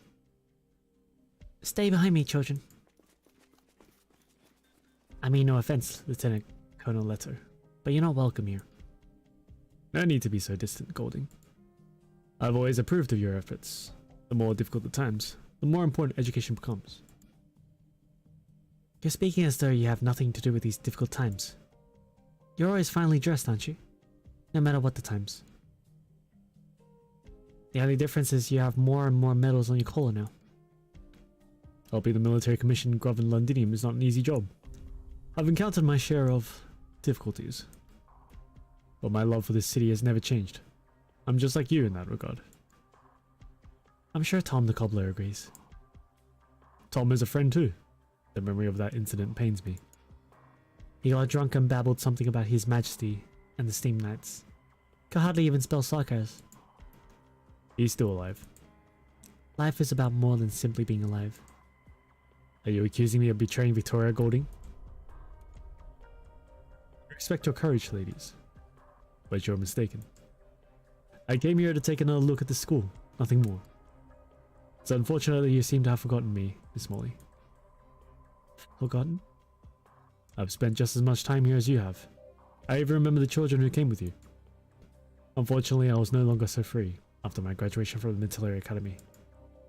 Golding, you trusted me once. We discussed the history of Gaul, the eternal pillars of literature. That will do, Lieutenant Colonel Leto. I'm grateful to your fathers for sponsoring the school over the years. He made efforts to light the torch of wisdom, to drive out ignorance and chaos. I once thought you like him. But you've extinguished a tiny spark with your own 2 hands. Is that so, Golding? Why do you think the school has survived this long? Don't you even dare threaten us? I have no reason to threaten you. Certainly not with the children around. We're all remnants of Gaul, Miss Golding. We know the merciless devastation of war, the snuffing of countless lives, and the destruction of human progress towards wisdom. I don't want Londinium to be the next Lingons. Nor do I want to see the powerful play that I just witnessed disappear forever. This is the burden that I have chosen to bear. I cannot endorse your views. The Royal Opera House of Lingons has long since been reduced to ash. But Odo Triumph continues to be performed around the world. Buildings fall and metal giants rust. What we created within never dies. It's our knowledge, our culture, our hope. The darker the clouds of war, the more important it is that we hold on to our beliefs. Trust in beauty, and remind ourselves what separates us from the animals. You believe you can win a conflict like this? What you represent, fear, power, violence, these things can't keep everyone suppressed forever. I must believe. I can only believe. As long as there is light, we will follow it. I envy you then, Miss Golding. Look up at the dark clouds above you. A storm is coming. There is still time before the thunderbolt falls. You have a choice. I hope to see the conclusion of the play someday.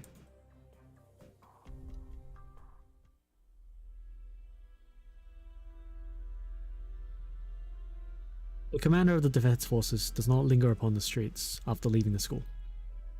He came alone. There are none of his men in the vicinity. He must find Adams and get the news out. No matter how amicable the commander looked, there must be a reason why he came to the school. Molly does not know, neither do the children, but Golding does. Why are there so many sarcasms? The path to the bookstore is a familiar one. She has tread it countless times in the past 2 years. But today the path seems much longer than she remembers. She cannot see the end of it. She remembers the day that the sarcasm came. Can she truly change? I must believe. I must. Fear seizes Golding by the throat. She feels as though she is about to throw up. She turns and flees.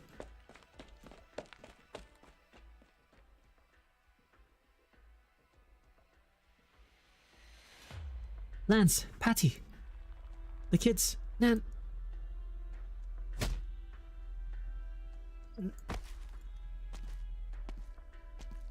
You need not have bothered yourself with a task as simple as this, sir. Then you should have arrested Miss Golding, Letter. It's what Manfred would have done. Old Red Eye wouldn't have left a soul in the school alive. We know you're not sarcasm. You want to save one final shred of dignity for yourself, for the defense forces, for the people of the city. But we believe this is safer. Why you? Lance, Patty, I hope the children are safe.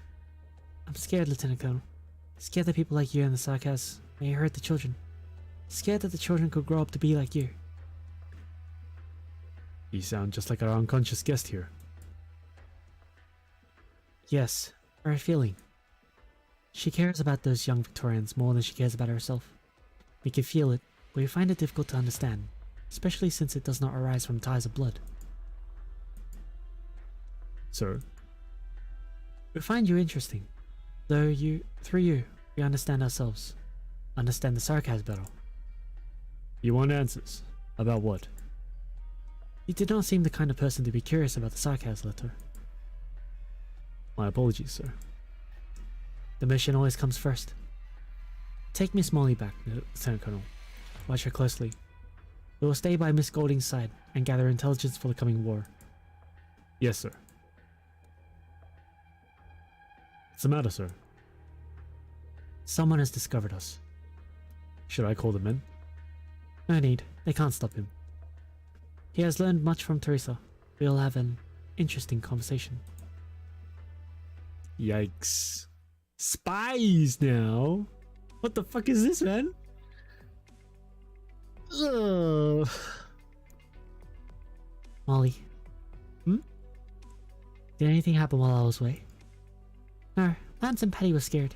Ralph and the other kids took the little ones to get some rest. Good. I've been thinking. The children will enjoy the play, won't they? Our hard work will mean something. What are you talking about? No, nothing. Don't mind the commander of the defense forces, Miss Golding. I'm not feeling well. I need some rest. Sorry, Molly. Could you clean up? Sure. There should be an end to the play. The Steam Knights arrived at the palace. The children will perform the final scene in a few days, won't they? Absolutely. There sure are a lot of possibilities, so long as the conclusion of the story hasn't been told. And even a play that's being performed can be changed. People always look for the latest. You've been watching for a long time, haven't you? Stage is right here. Why don't we start from the beginning, from Act 1? Everyone dreams about how things would have been if none of this had happened. What ifs mean nothing. But if there is even a remote possibility, why don't you join us on stage, sir?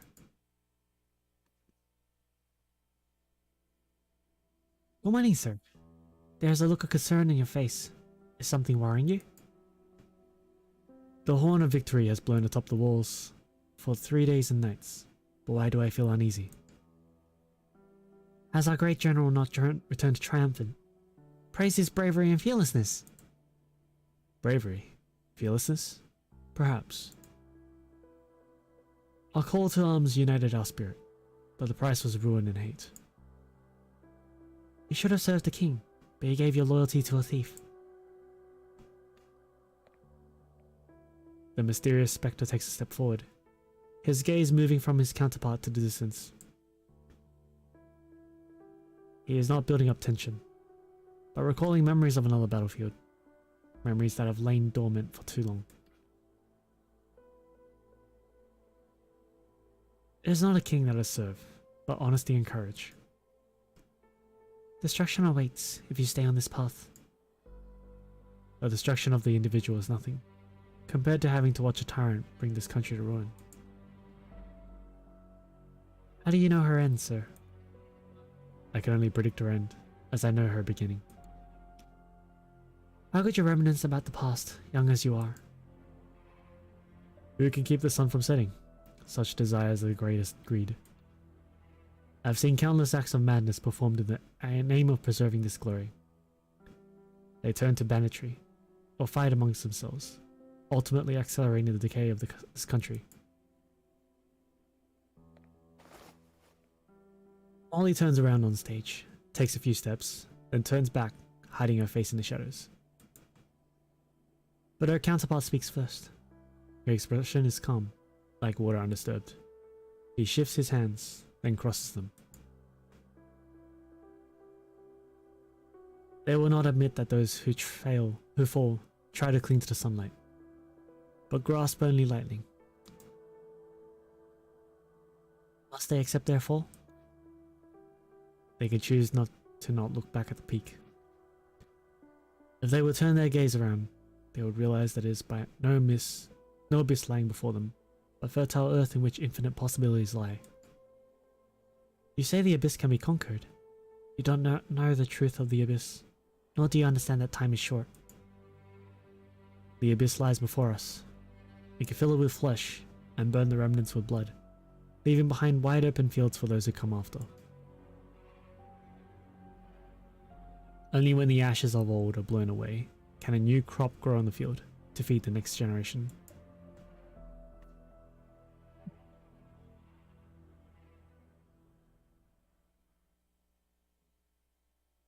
Do we know that person?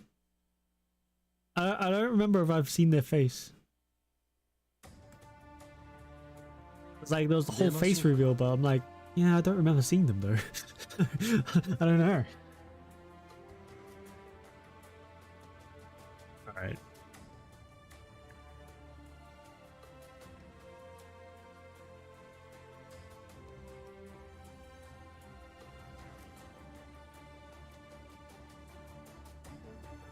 Placements. ドクター、ここみんなこっち来て。一歩も引かない。子供たちの悲鳴が聞こえる。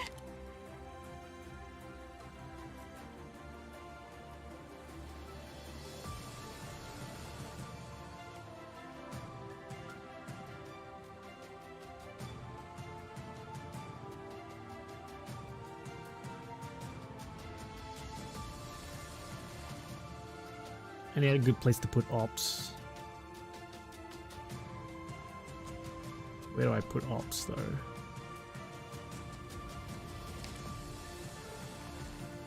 Arts Unit チャージ中。戦術支援システムオンライン。全員の行動力を奪う。それでいいだろう。安心して。きっと大丈夫だか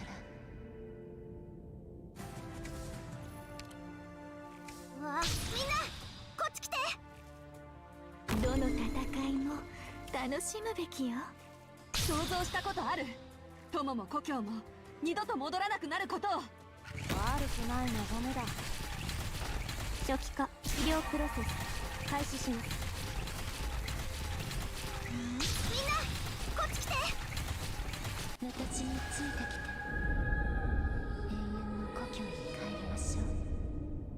何食べようかな。準備完了。了解。本気で行くよ。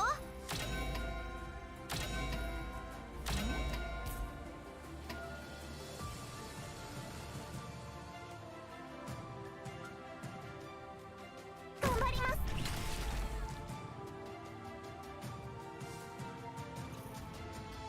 わあ、油断しないように気をつけろ。みんな安心して戦って。私がついてるから。私に距離を合わせて。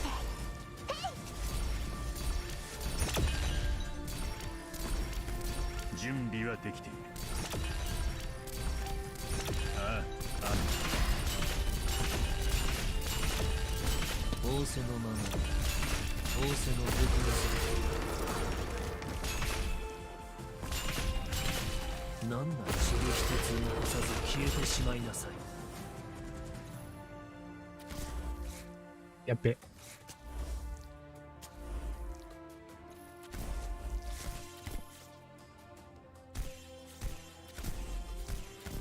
私に本当に敵距離を合わせて。罰を当てなことだ。いい天気だね。治療モード適用します。いつでも障害をすべてなぎ払うのが嵐の務め。準備今だ。あの嘆きが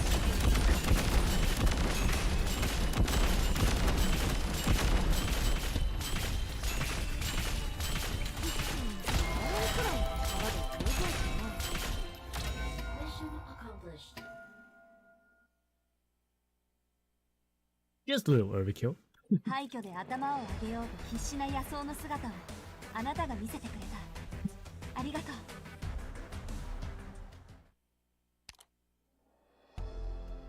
It's the unknown that nurtures fear, so we must first take back full stock of their essence. Twigs that crave produces rot eaters when destroyed or at the end of the stage. What? Oh. Oh. Okay. What the heck's a rot eater? Tutorial stage. Let's go.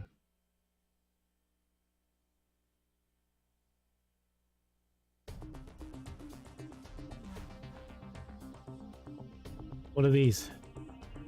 一気に型をつける。 Taking damage? 貴様の生死は私が決める。 Harmful effects detected. Initializing treatment program. Scanning complete. The twigs that crave have polluted the nearby ground, causing continuous damage to nearby operators. Operators fighting on the ground will take more damage. I'll take care of it. Caution. Target structure is complex. Attacking may have unpredictable results.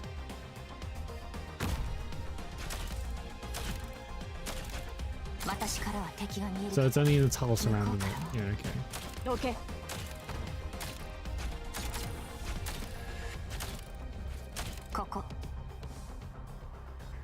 Attacking. Some sort of sarcasms. The necrosis damage it inflicts prevents the use of skills when it accumulates, while also causing continuous arch damage. Let's finish this quickly. Okay.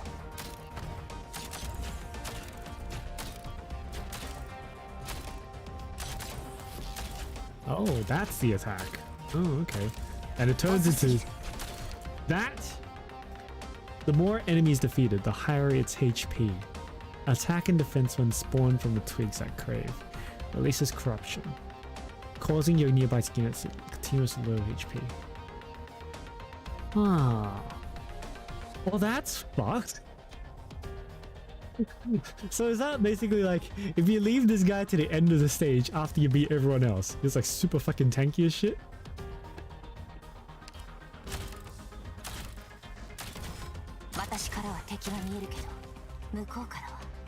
Turned into a monster that looks pretty weak.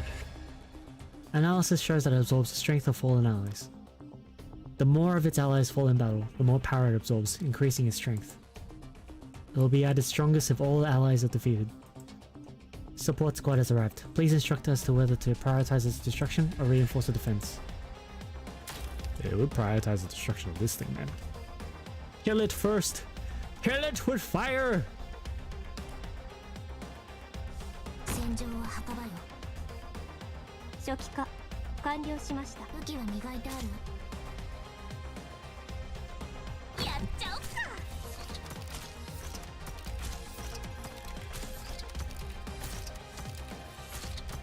敵の視界には何も映らない。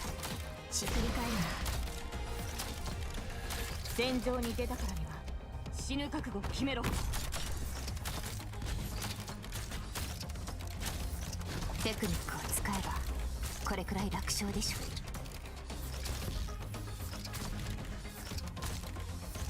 はいよはいよ発射。いくらでも待つよ。遅すぎる。よろしくてよ。はいよ。よろしくて空があなたを焼き尽くしますわ。遅すぎる。私の武器は That attack interval with Skyfire is so sad. She needs a module to upgrade that. このままノーカットで作戦記録に使えるじゃん。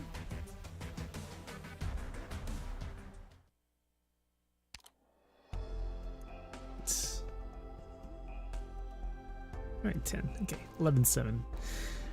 When you look upon the battlefield and see children bearing weapons, what crosses your mind? We got the stupid trees. The rot eaters, okay. More twigs at Crave will appear, and Aladale's guard cannot be used. Well, I wasn't using it anyway.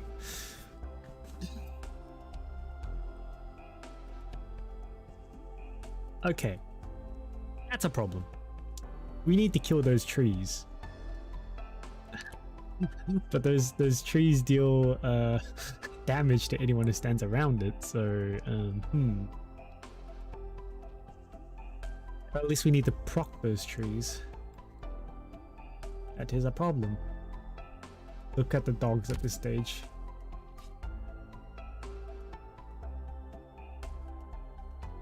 Okay. Are there like super fast dogs on this stage or something? Or just look at the design?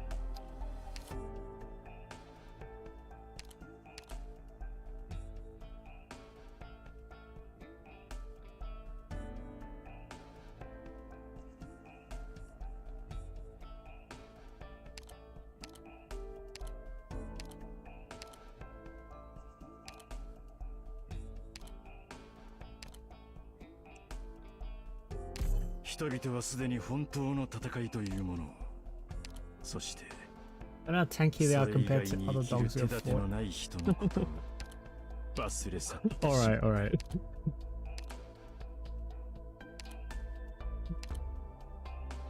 ドクターの部隊補佐として訓練に参加しますわ。Go fish squad. Bring the fish. 郷に行っては郷に従え。お前は思うままに私を使えばいい。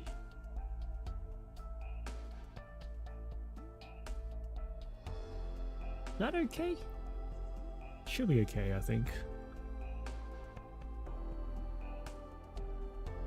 Feel like I might need another make, but whatever.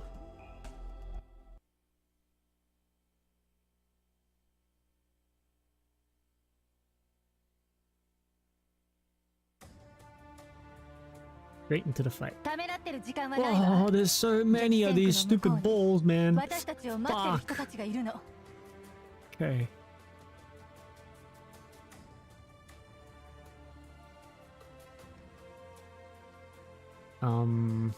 First of all,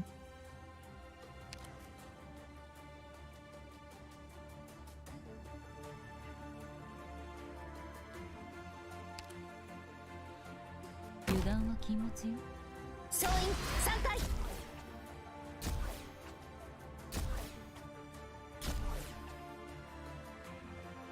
みんな助けに来たよ。みんなこっち来て。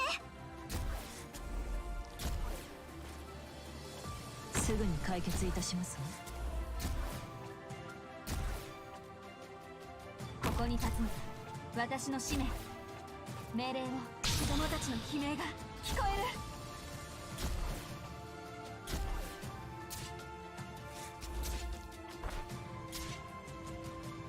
あなたに従うわ。 what I get when I'm not next level, I guess.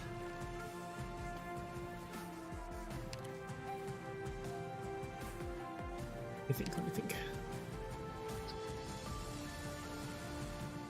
Yeah, I mean, one sitting here is not gonna be able to reach over here. Or over there, that's fine. There's only one blue box, right? Yeah, only one blue box. Okay.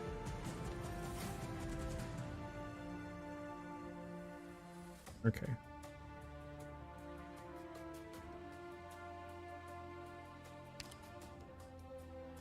アーツユニット。じゃどの戦いも楽しむべきよ。みんなこっち来て。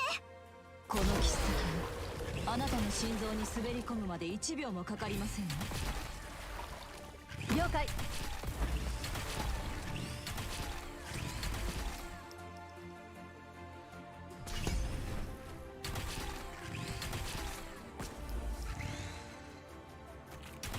承知した。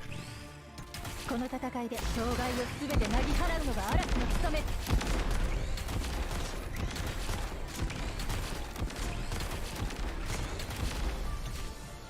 決まったか。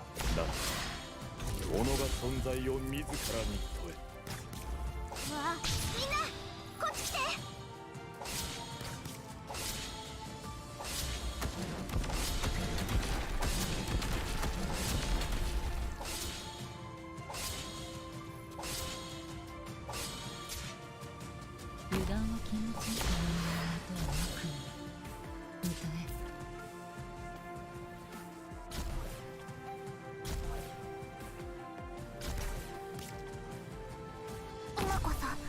皆さんをお助けする時です。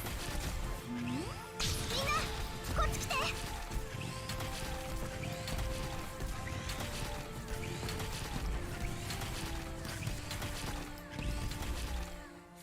ドキドキ早く離れてください。お願いします。単独行動に慣れてるのよ。どうぞ続けて。 No, the dogs don't feel that much more tanky to me. I don't know. Seems okay. みんなこっち来て。わあ、見ちゃうところだっ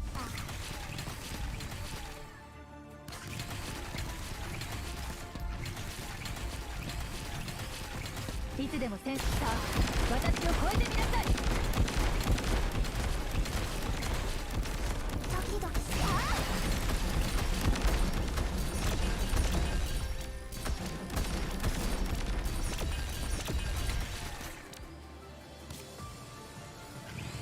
油断瞬きせずに自分の死に様を見届けることも。でもおはよう。あなたに従うの。この戦いで障害を全てなぎ払うのが嵐の務め。 Okay, they are kind of tanky for dogs.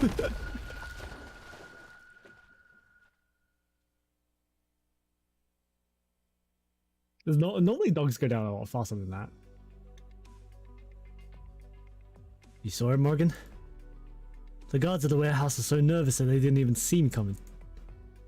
Alright, you win today. Take your jerky. Ha! You'd be cross. Next time you come with, the loser has to keep a guard. They're staring at us. Who?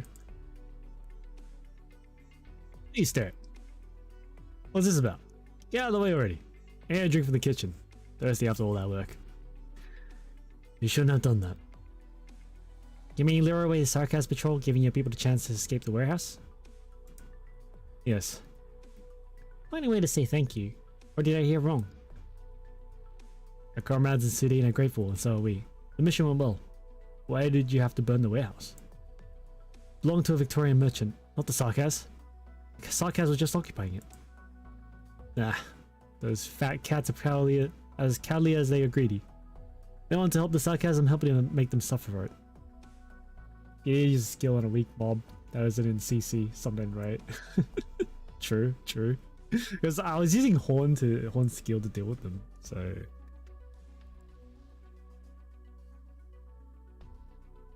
You don't understand that you're just driving them into the arms of the Sarkaz. Even better. More than just warehouses to burn for the traders. That's gangster talk, not the way of the Self-Salvation Corps. Do you still insist on working with these people, Lady Isabel? My name is Dagda here. It's just Lady Dagda. Lady Aladale introduced you and Her Highness to us, we thought. Siege told you on day one that it was the Glasgow gang working with the court, not Her Highness Alexandria and the Knights of the Tower. Do you really want to see a hoodlum lead us, even to take the throne? What shit for brains gives you the right to say that about Vino? Sword back in its place, Morgan. We're on their ground. Many of us would rather follow you in Cumberland. Stuff it. I mean, you said your piece. As long as we still stand together, you should not speak ill of our fellows. Sorry, I spoke out of turn.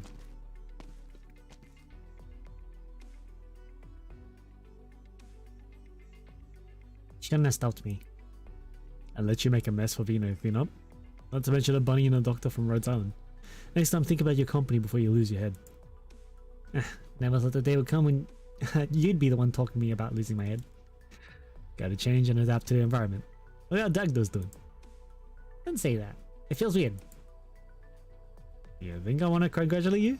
Living your way doesn't feel too nice. There's one thing the past couple of days taught me, Morgan. We have to adapt to keep up with Vino. Here, your jerky. Neither of us won the day. Keep it. I got no appetite. Been thinking, Hannah. Is this the kind of life that Vino wants? Since when did nobles and merchants give her the respect she deserves? You're not thinking from the right angle. They realize Vino is a good leader, and the respect Vino gets, she would have earned herself.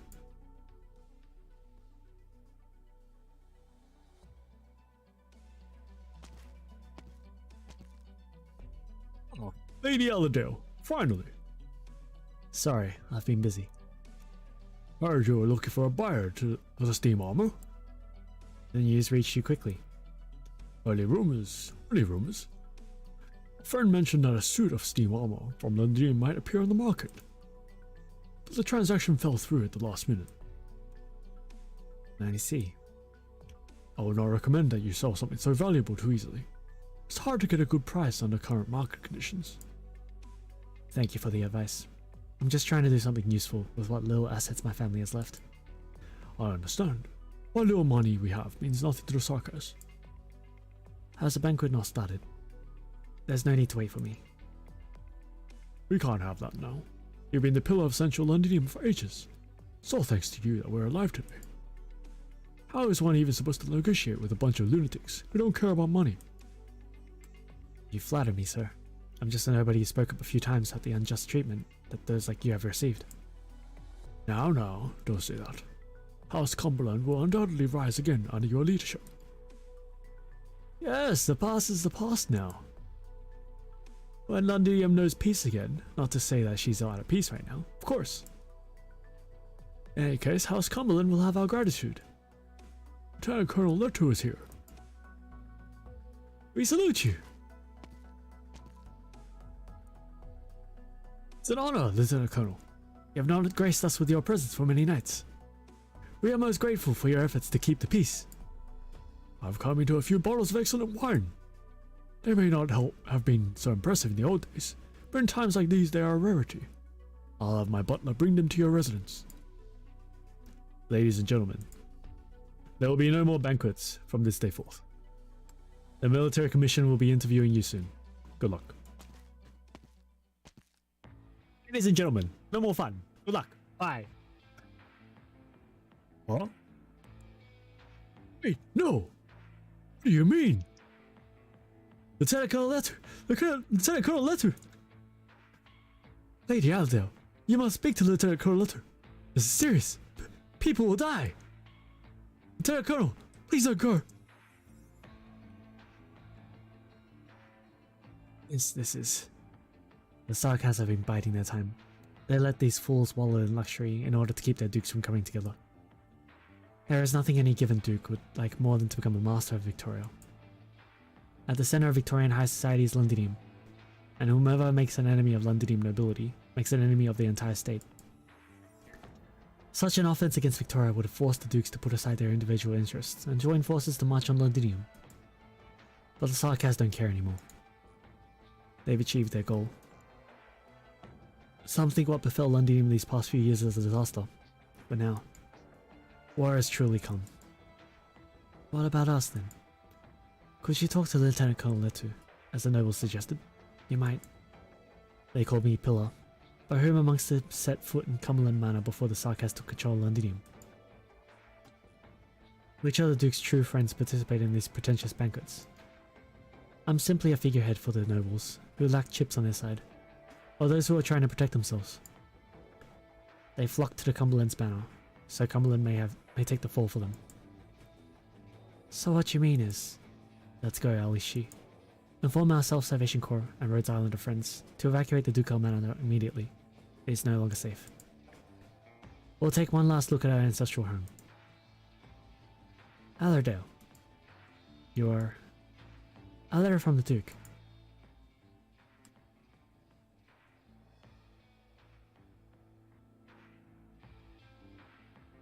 A few days in Octorygg, then Highbury. Look at all those factories and houses packed tight together. Never seen a place so cramped. Can we go back to Central Londinium after this mission, Captain? And do what? I don't know what Manfred was thinking, hiring kids like you immediately taking the life before. I'm not a kid. I did a lot of jobs back in Columbia with Grim, and they were still around. Grim, eh? I have babysitting now because he got himself killed in Sardine. Should have taken his head and nabbed the bounty beforehand. Weren't you friends?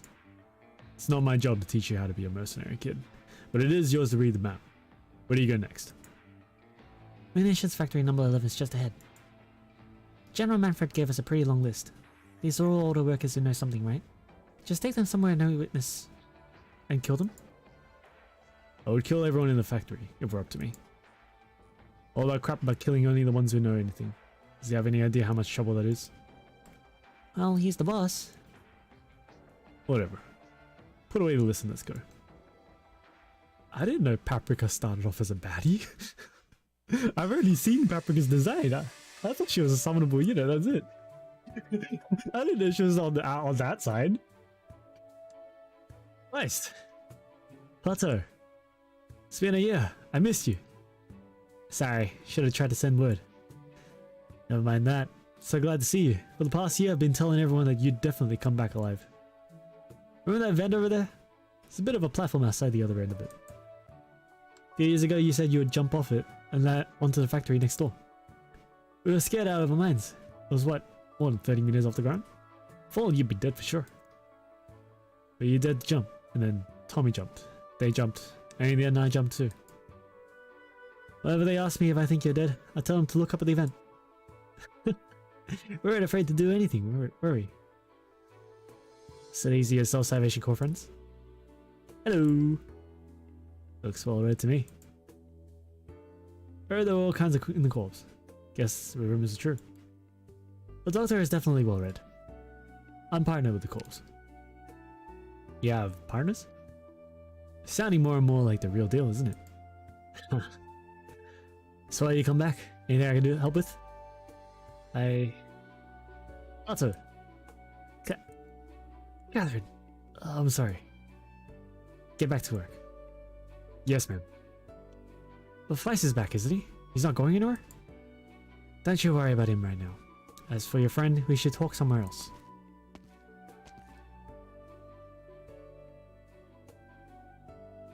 Don't blame Catherine Feist. She has been protecting us from the Sarkas for the past year. It's thanks to her that we haven't lost anybody. There was one time when things got really bad, she called on the leader of the defense forces to mediate. Well, the Sarkas have been putting more pressure on us, on Catherine. I know, Pato. I don't blame Granny one bit. When I joined the Corps and truly understood what I was facing, I knew what a difficult decision Granny had to make.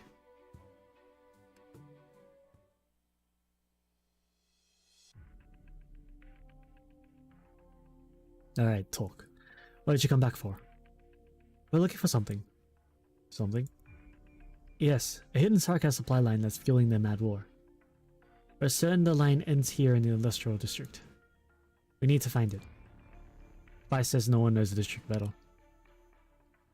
No one knows the district better than you, Granny. I'm sure you can help. That's why I came to you. Flattering me won't do you any good. We just need a clue. Yes, we won't cause any more trouble for the factory. Why do you think I would help you? Maybe I already told Potter to call the Sarkas mercenaries. If that's the case, I'll have to flee with the others. Tell me, how many died in that incident you caused the Sudine? Do you remember their names? Their faces? Do you remember what they looked like when they died? Their last words? Don't rush your answer first, and don't try to bluff your way through it. I don't know what this doctor of yours thinks, but I know you. You think you're smart. Being smart isn't enough to fool death. Catherine, a bunch of Sarkas just showed up at the door. Doctor, we need to get out of here. They say Lieutenant Colonel Letu, a defense force officer, wants to see you. You have to be escorted. What? George, watch these two and make sure they stay put.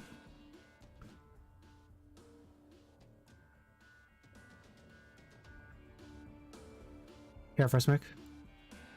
Don't bother trying to butter me up. Lieutenant Colonel Letu wants to see me? Yes. We've been meeting our targets. Nothing for him to worry about. Whatever. He wants to see you. Come with us.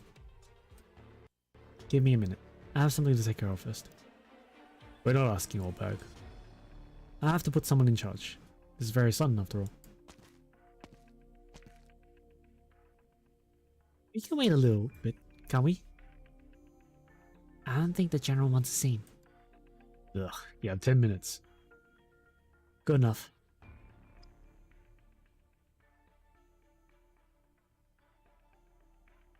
Granny, why are they looking for you? None of your business. But shut up and come with me.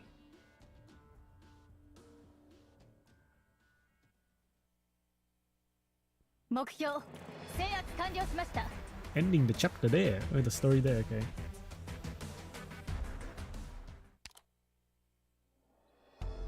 Eight. Wow. It's a red map too. Twigs I crave, Aladeo's guard. Terrain and enemies will differ in places. Alright.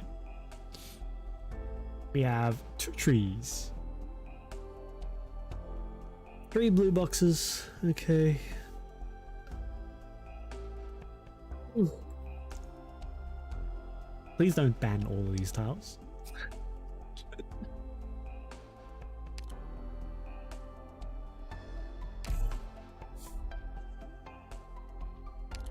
How many chapters are in this story anyway? I never looked it up, so I don't actually know. Think.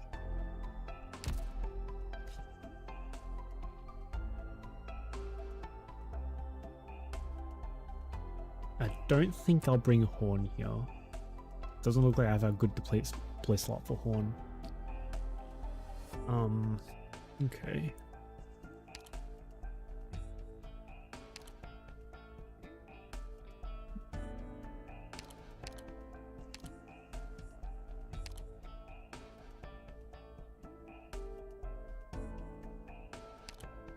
What do I use instead?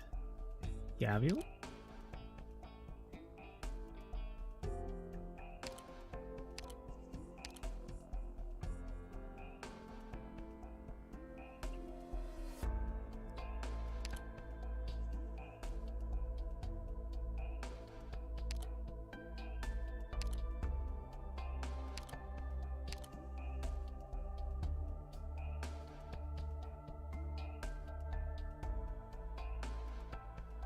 Okay.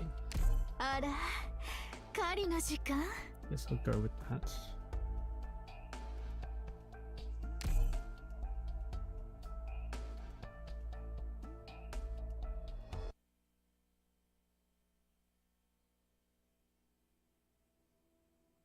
Lice thought he was getting a talking to.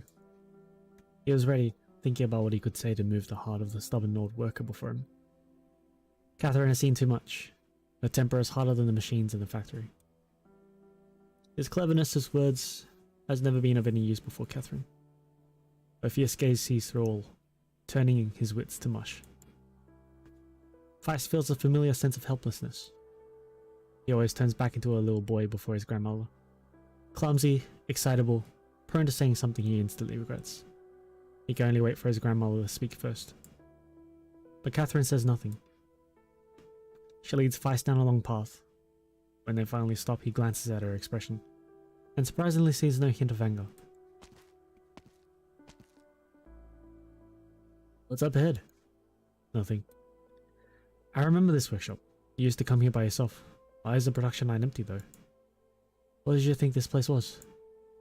The old workers wouldn't say, but Pato made a bet with Day that it's a secret workshop they used to build steam armor. Tell Pato who won the bet. So this really is a steam armor? No, I don't understand. I've followed you down this path a few times. I heard the machines running and the conveyor belt moving. They still run if someone hits the switch. Why was it abandoned? Because the steam lights disappeared? Even without orders, these machines are too dear to be left idle. Why indeed. The aging worker pats the machine, as though she was asking the cold metal. Feist realizes that all the machines are spotless, with nary a speck of dust on them. It's as though time has stopped in the secret workshop. Do you know why I'm the only one who came here? Cam, Mike, Branson. They should have been standing there, and Harvey, he'd be irresponsible for watching the thrusters. When the production line moves as one, I guarantee you've never heard a song quite like it. Harvey, isn't that Dad's name? Yes. Your dad was the smartest worker in the entire city. He came up with all sorts of crazy ideas. I've only seen him in photos. I wish you could have seen him in the flesh. You're like him. Too much so, at times. Harvey was an expert in steam engines. It was like an engine himself, going so fast I couldn't keep up. I should have kept up. Didn't Dad go missing after getting caught in some business on the streets? That's what she said whenever I asked. Some business, if what happened 26 years ago could be called as much. 26 years ago? Didn't His Majesty... Yes, none didn't even fall into chaos overnight. The nobles were at each other's throats, and the dukes led the way. Lots of factories got hit, especially military ones making steam armor. We were forced to stop work. Harvey, he was young then. Almost the same age as you now. He loved the factory, and he loved the city. He left the factory with the other workers to protest against the nobles. Wanted the dukes to hear the voices of the workers and protect our livelihood. Naive, wasn't he? I think back to it on quiet nights. Was it a cold one in December? Or was his blood warm when it came out of his chest? Dad did it for his ideals. You want to say how noble it is to sacrifice your ideals? For your ideals. The leaders of your Self-Salvation Corps and that doctor of yours. Is that what they say when they mourn their dead friends? It's what Commander Clovis here would say. As for the doctor is even more quiet than usual at times like those. But I can feel the pure, heartfelt sincerity. The dead are in no position to appreciate their greatness. As for the ones they leave behind, these words of consolation are like cigarette smoke, light and fluffy, comforting for a moment, when it leaves your lungs. Takes a breath, pause, then breathes out again. The temperature is not low enough to leave a white fog. Only one thing is for certain. 41 workers walked out into the largest street in central London that night, 26 years ago. None came back. Nothing changed about the city. The nobles, the wealthy. They pretended nothing happened. But this workshop would never be the same again. I'm too old to train another group of workers as good as them, Feist. They should have taken over for me. Harvey should have been the one to teach you all you knew. Granny. Believe it or not, I've never blamed Harvey. I've never blamed you. Think about it carefully. You should have thought about it carefully when you tried to lead Pato and the others into your rebellion. If you survive this war, but the others don't, will you be like me, fraught with grief and regret, night after night, leaning over machines with no one to use them? I didn't understand your decision 3 years ago, Granny. But now when I think back to that day, when I try to put myself in your shoes, it will have taken me a long time to make that decision. You're right, being smart isn't enough to fool death. But compromise and subservience won't get the job done either. Catherine takes a drag on a cigarette and says nothing. I can't say I've thought this through. I can't guarantee you will be able to drive out the sarcasm. I've been feeling the weight on my shoulders ever since Rose Island told us that we didn't have much time. Afraid I'll do something stupid again. But I can't stop here. Otherwise I'll never be able to face Johnny, Gabby, and the Self-Salvation Corps fighters who gave their lives. Too young, too naive, little brat. You there, Doctor. You look like you've got a grip on yourself. I like this boy. Would you kindly take care of him? No. There's a hidden compartment in the third drawer of my desk. What? Sarkaz are watching closely. There's no place for you here. Read it and get out. Don't bring trouble to anyone else. Thanks, Granny. You catch a glimpse of Catherine's expression as she passes by you. Sorrow and gratification. Let's take a look, Doctor. Granny's room is over here.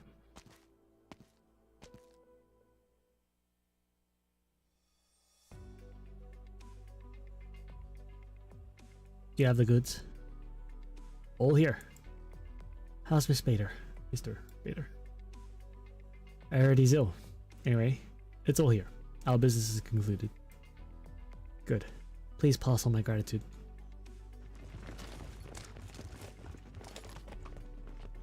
One after another, heavily armed mercenaries emerge from the warehouse. Their leader walks towards the Self-Salvation Corps and extends a hand not holding a weapon. Are you our new employer? I'm Toto. Hello, Toto. Thank you for making the trip. The container was a little stuffy. Not that it's much different out here. Huh. Welcome to Londinium. Teammate, take out your friends to the base. Watch out for sarcasm patrols. Yes, ma'am. Come with us. A whole battalion? Smuggled in an entire battalion? Alright, sure. The scales tip ever so slightly in our favor.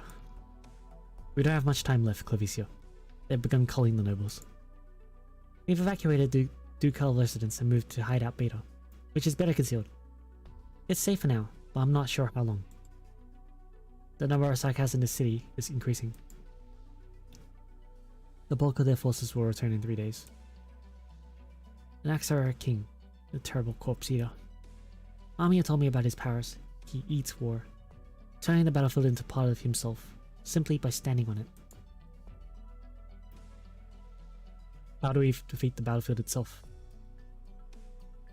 The Duke's fleets must be united to win. Our soldiers have to avoid him. That's why we need to move before he returns. They're living legends. The Sarkas royal courts. If they truly plan to suppress the entire city, over the heads of Lieutenant Colonel Letu and the defense forces. You're good at math, Clavicio.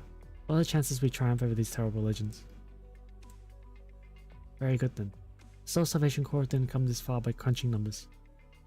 The fighters are doing their best. Whatever may come, at least our hearts are one, aren't they, Aladel? Huh? Oh, yes, of course. What are you thinking about? I'm thinking, I hope tomorrow goes as well as these past few days have.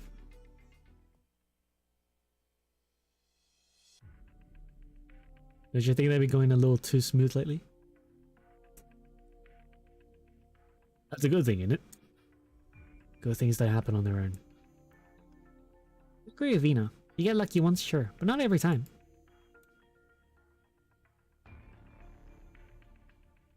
Those men have been loitering for a while. The man on the corner glances at them briefly. He should not have been able to see so deep into the alley, but he suddenly pulls back his gaze and briskly walks away with his head lowered. Doctor. Yes.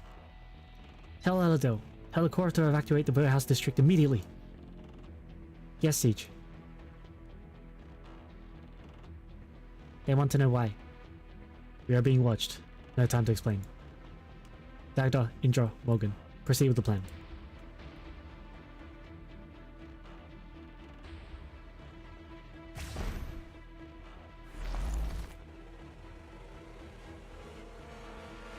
Is everyone out? I don't know. Right now, talk later.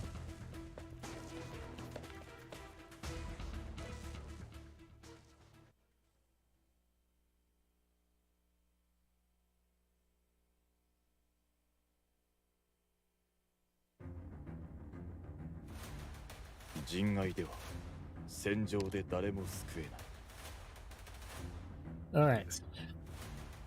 How do I do this?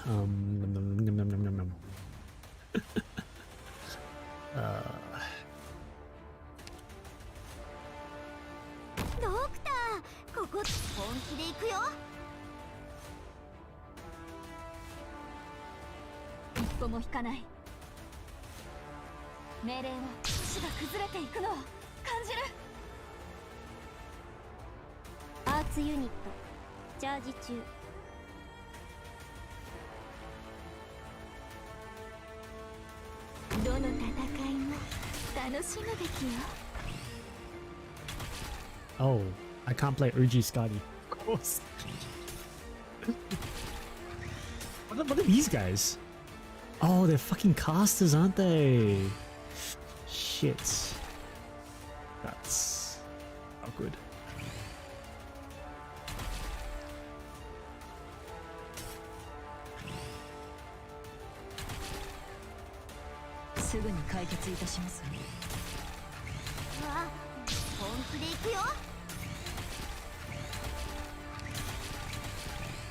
I need to put someone here.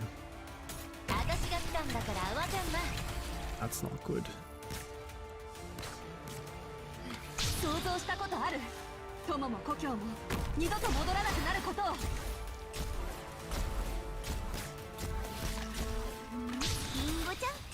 日もよろしくね。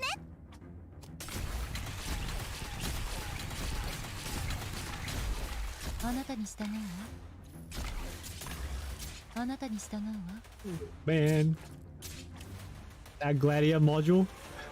子供たちの悲鳴が聞こえる。 That Scotty module, let's go!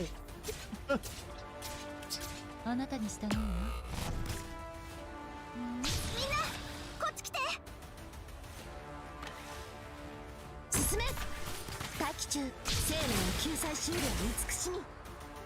初期化医療プロセス開始します。死が崩れていくのを感じる。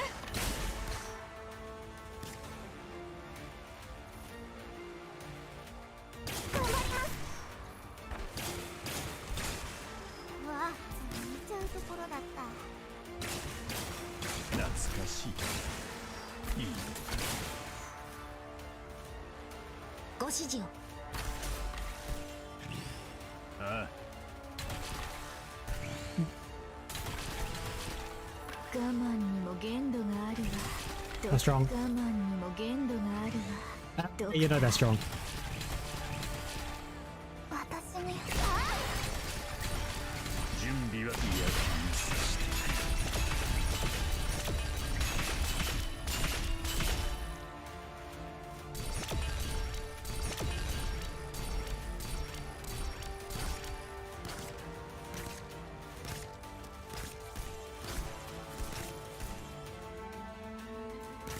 How ご命 about? 令の気をつけなさい。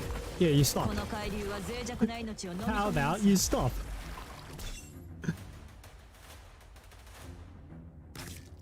私に早く離れてください。お願いします。準備は完璧。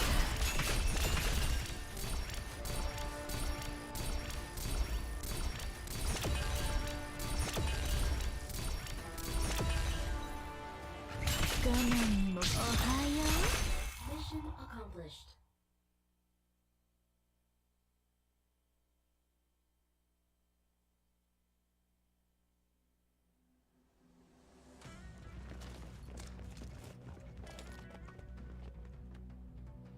Still on our tail. Sugar, someone of your station shouldn't risk their life for us. Would you say the same if it was Aldale or Clovicia? You're different. Heads down. Huh? Siege's hammer swings through the air, barely missing the fighter's head. A massive hole appears in the wall, the sound of bricks cracking. Within lies the severed hand of a Sarkaz caster, still holding his wand. Different, am I? You're... Stay close. I'm not in the habit of slowing down my fights.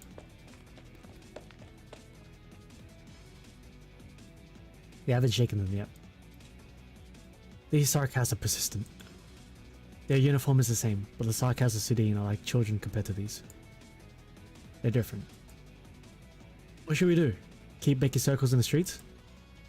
You used to sit in front of the desk, didn't you? Huh? Yes, I was an accountant. Why? How did you travel? By the car? Yes. Do you know how wide a Londinium alley is? How long it takes to run from one end of Wellington to the other? How many sewer entrances are there in each block? No. They do. Who does? Over here, Avina! Target sighted. Hostiles in the shadows. This way, Vina. I heard explosions coming from the safe house. The core fighters aren't moving quick enough. They have to cover their retreat. Yeah, this way.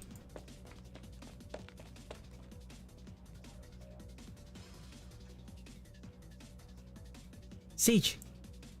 Doctor, what's the situation? Clovicia evacuated most of them. Aladale... I'm fine. You're hurt. I can take care of myself.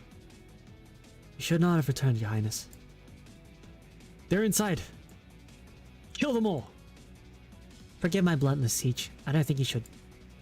You don't think I should have come back either? No, I don't think you should be up front by yourself. Allow me to stand by your side from time to time. Very well. Come forward, Doctor. You need to rest, Aladale.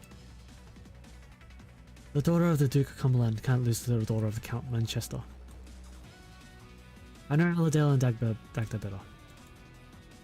Then I'll stand by your side as a friend, Aladale. As your friend, Aladale. What about you, soldier? Can you stand? Yes. Then grab your weapon and fight. Lantinium, this iron jungle belongs to us. It's time to show the Sarkaz who's hunter and who's hunted. Station will save you, Aslan. We don't care. The Sarkaz future is now. You'll be buried with the past.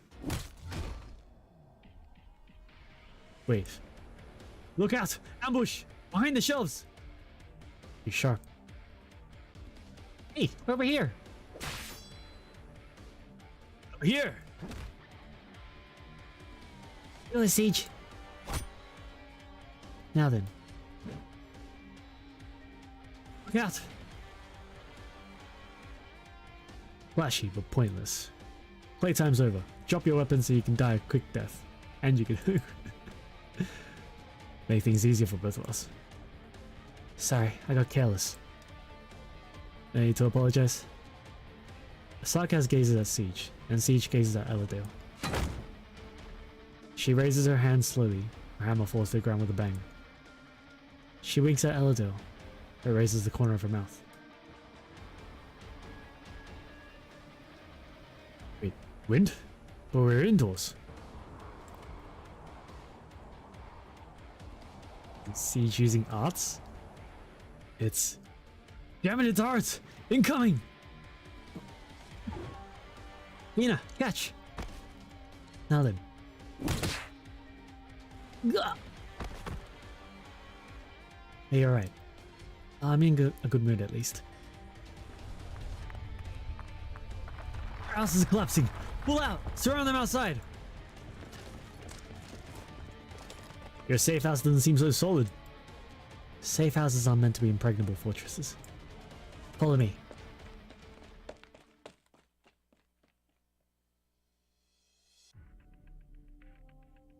The hidden passage should be blocked under the rubble, but we need to up our pace. Ugh. You need to get your wounds wrapped up, Aladale. I'm fine. Doctor, take the fight back to the self-salvation camp. We'll split up. Your high... Siege. You showed your leadership. Now it's our turn to show you what we can do. Thank you. Where are you going? Aladale's injuries can't wait. I'll find somewhere nearby. Wait, I remember this place. Surprised you still have an impression of this alley, Vino. That afternoon when you brought back the Sides of Kings with them. What? Nothing. Let's keep going. This path connects the palace to the ducal residence. Not many know of its existence. I have assurances from one whose word carries weight that Cumberland Manor will be safe until tomorrow. Enough for us to get these little flesh wounds treated. It's a flesh wound.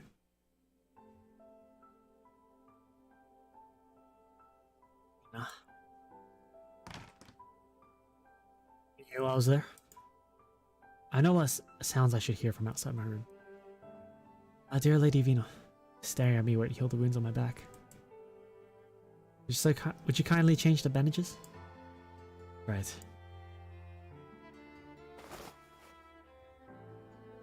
Ugh. Sorry, was I too heavy-handed? It's nothing. I just let my guard down when there aren't so many eyes on me. You bled a lot. How many times did you get hit? Most of them don't hurt anymore. If I reacted faster, maybe it would have saved you a scar. Escaping from those fighters was no mean feat. Besides, I've been wanting to thank you for days. You've helped the Corps a lot. You even saved the old steam armor. I have a responsibility, Aladale. I don't want to see you lose anything else. No matter, Vina. If there's one thing I've learned over the years, it's that life usually doesn't go the way we want. If it did, we wouldn't be hiding in this dark little room, and we wouldn't be sitting with a bunch of stinking bandages.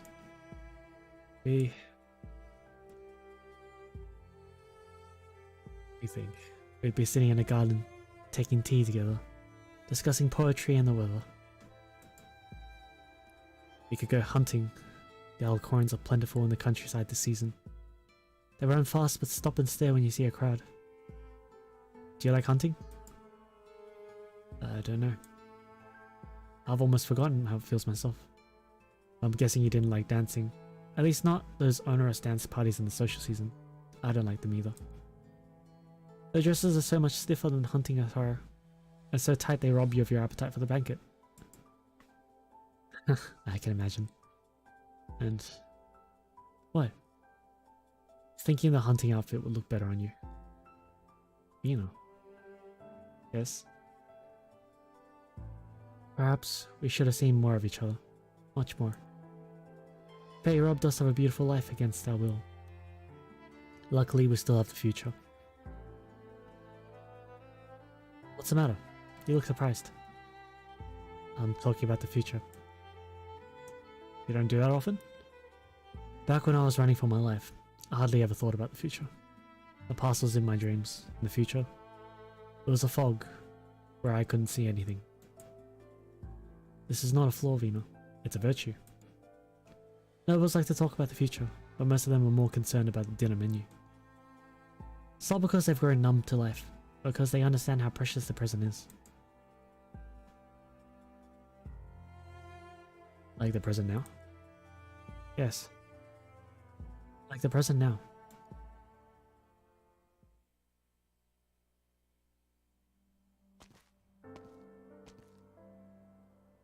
Elsie. Good morning, Lady Allerdale. Everything is in order. The steam armor. Why have you taken it out? It's too big to take with us. Is that so? Has Her Highness Alexandrina left? Yes, she has her own mission. Your injuries are fine, thanks to Her Highness. I haven't seen you smile like this in a long time. Am I being too calm before the storm? It does bring back long forgotten feelings to stand with Her Highness and the others. It's been some time since I've encountered someone I could trust. Her Highness Alexandrina saved this armor for you. I may be a lowly servant, but I feel a sense of gratitude. It's the pride of Cumberland. Pride. The armor and your honored ancestors. I remember how you used to talk to them. Children like to bowl in fantasy. But I learned 26 years ago, that's no hero, just a broken hunk of metal. The all changed, yet the armor seems frozen in time. Do you like Her Highness Alexandrina? Her Highness is very kind. I've seen how she treats her fellows, eating the same food and sleeping in the same room. She's not like most nobles. She doesn't see them as her servants, nor will she abandon them. Victoria is fortunate. Her heart of Her Highness is strong. Years of exile have not undermined her dignity and integrity. You said Victoria. What about yourself, my lady? What do you think of Her Highness? I hope she has a bright future. I got a letter last night. 2 in the same day. She's impatient. But you've reunited her with Her Highness. Do you remember how Her Highness came here with the size of kings 26 years ago? Must have been a sign, and its portents might come true very soon. We've waited for so long, miss. You could... Allerdale Cumberland. You will meet Vina again someday.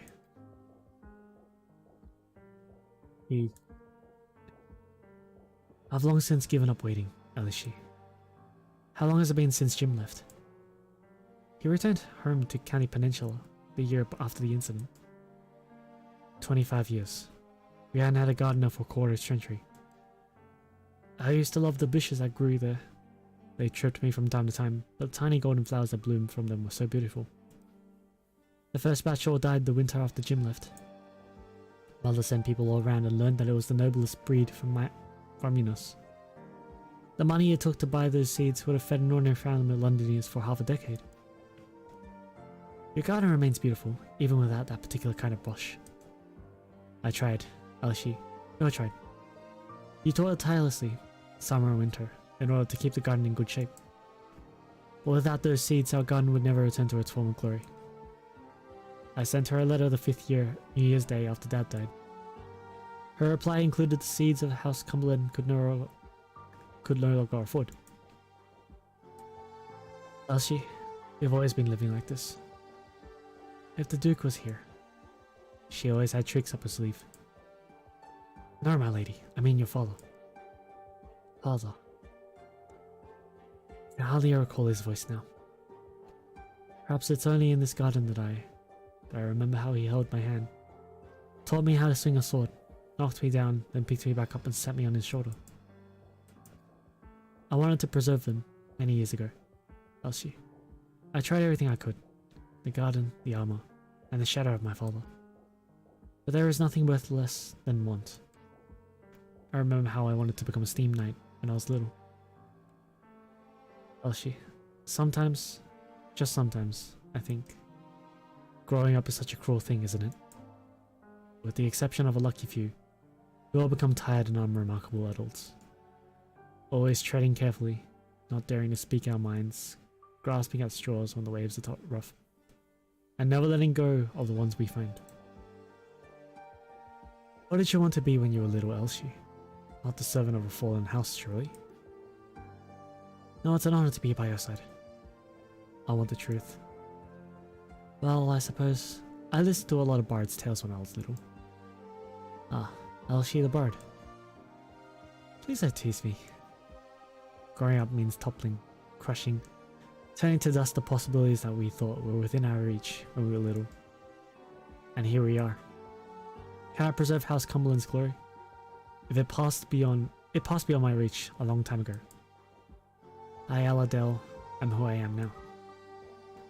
But even you cannot say who Aladale will be, can you? Will be? I'm old, miss. I couldn't squeeze a tune out of an instrument, even if I had the chance. But you promised me. Maybe you thought it was just a childish fancy. But I've always believed that you could do it. To be a steam knight greater than Charles Lynch, greater than any of your ancestors. You'll do it for me, won't you? Enough, Elsie. She wouldn't permit. Then what do you want to do? I'm behind you, no matter your choice. Take your time. You always make the right decision. Miss, permit me to walk around this garden one last time. It's most dear to me, even if it's just a shadow of its former self. Aladale wants to say something, but does not open her mouth. She watches someone with whom she has spent virtually every day of her entire life walk towards the center of the garden. They have been through the worst of times together and have been transformed by them in ways they could not have imagined. Aladale realizes that she has not seen Elsie smile like this for years. She feels a sense of tranquility, one that she has not felt in ages. If there is still a chance. Suddenly, Aladale's attention is drawn to a speck of orange in the distance. It rapidly draws near, and she feels the temperature around her rise. Elsie, quick, we must! In an instant, the manor is engulfed in flames.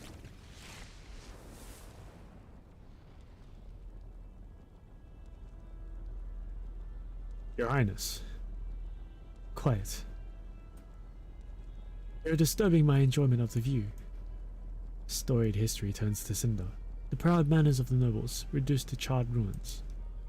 Tiles carefully sculpted and laid over centuries peel off one by one. Flowers collect from all the corners of the land, wilt and wither. My orders were to investigate the nobles. Are you not happy with what I'm doing, Commander? Do you not enjoy the flames? Does the sound of blood evaporating not interest you? Listen and save a little, my friend. I'm examining every drop of blood, as is my responsibility. I will assist your investigation, ensuring that no traitor walks free, as is my duty. Fuck. She's probably dead, right? Aladale? I don't think she's dead, but... Fuck. She's probably dead. Damn, man, what is that? Alright.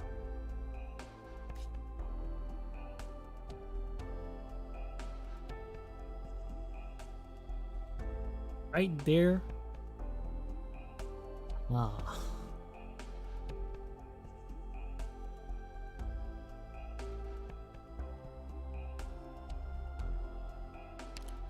This kind of map again. Silver Ash, Scotty, Gladia, Spectre will keep. Horns keep. Gavial, go.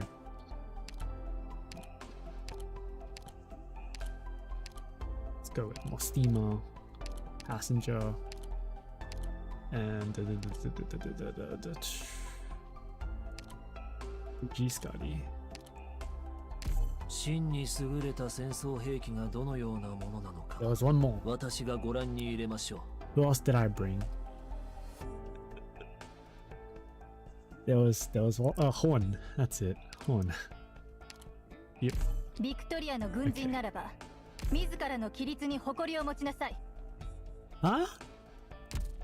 Oh, it's the challenge. Caster and snipers cannot be deployed and more enemies will appear. Oh, that's why. Such perfect weather for a nap after a hard day's work. I see you're awake. No casters and no snipers, eh? Alright. Alright then. Alright then. That changes things. Oh. After my OTs, yes.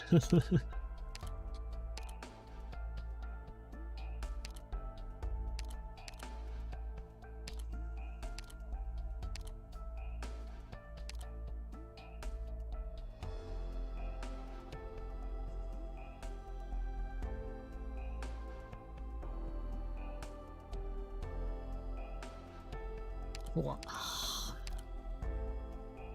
気をつけ。 Oh, GG for me in this stage. I know. I can't use GG and kill those things from range. This is gonna be annoying. Ah, shit.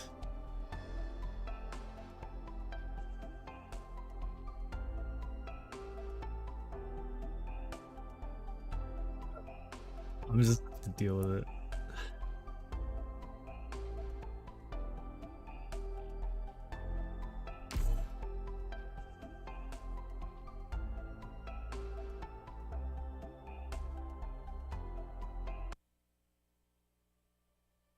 I'll probably read through this chapter, finish it, and then probably call it there for today. Then we can jump into Lost Judgment. Yeah. After a little break. There are some things I will never change, Elsie. I'll grow up to be a Steam Knight, just like Sir Lynch. No, even greater than Sir Lynch. I'll protect you all, and I'll drive every scoundrel away. I'll uphold the glory of Cumberland, just like my great-great-great-great-grandmother. I promise this, Elsie. You'll see. Elsie! Hold on. I promise that I'd...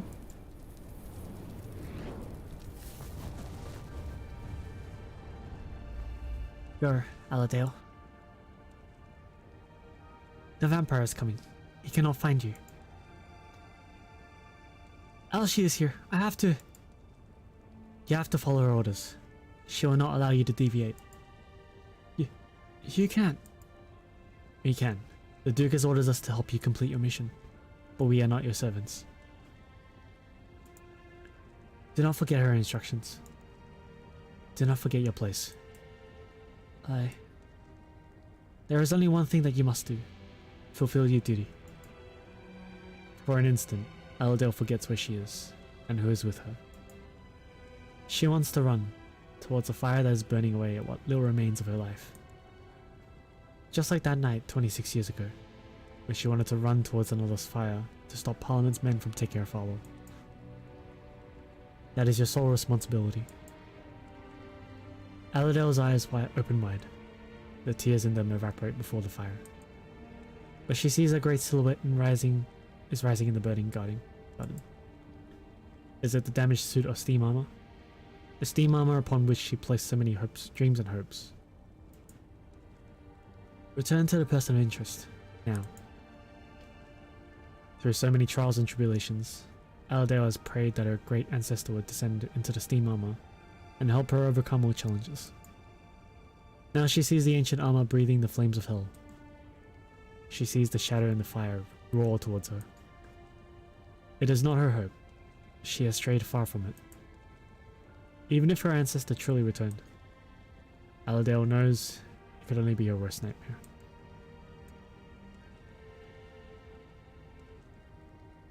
Tell her.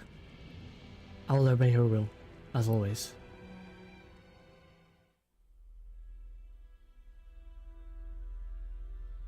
I don't understand, Your Highness. I thought you were pleased with our hospitality. You even graced us with your presence at our banquet, did you not? You liked this place. I will not deny that you have brought me joy from time to time. I find your petty flattery and exaggerated cordiality adorable. You must be mistaken. I have no links to the Dukes of the Resistance, I swear. Any trouble must be the work of Cumberland women. I'll expose her. Sanguinok, Your Highness, please, I'll give you anything. My collection, my money, take all of it. Just... what good are those to me, my dear? You wouldn't kill me, would you? We shall have a wine tasting. You haven't sampled my private reserve yet. I'll be alright, won't I? Lieutenant Colonel Leto? This is Londinium. Hey, the Sarkars. Are you just here to protect Londinium at the invitation of the Duke of Cavendish? They wouldn't kill an innocent, of course. Take him to the front. I tire of the noise. Begin. Begin what? Run in when you hear the order. Confirm everyone is dead, and you can come back alive. Into the fire? A fire that big? No! I'll burn to death! You're going to do exactly that. The ancient Sarkar steps on the heart of Victoria and raises a finger. Oh! He did not see what was chasing him. As the Sarkar's warrior said, he follows the order instinctively, running forward like a man possessed. In the fire, the slightest chance of survival.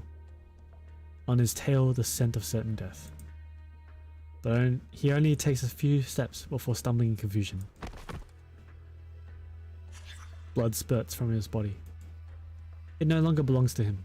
It serves another master now.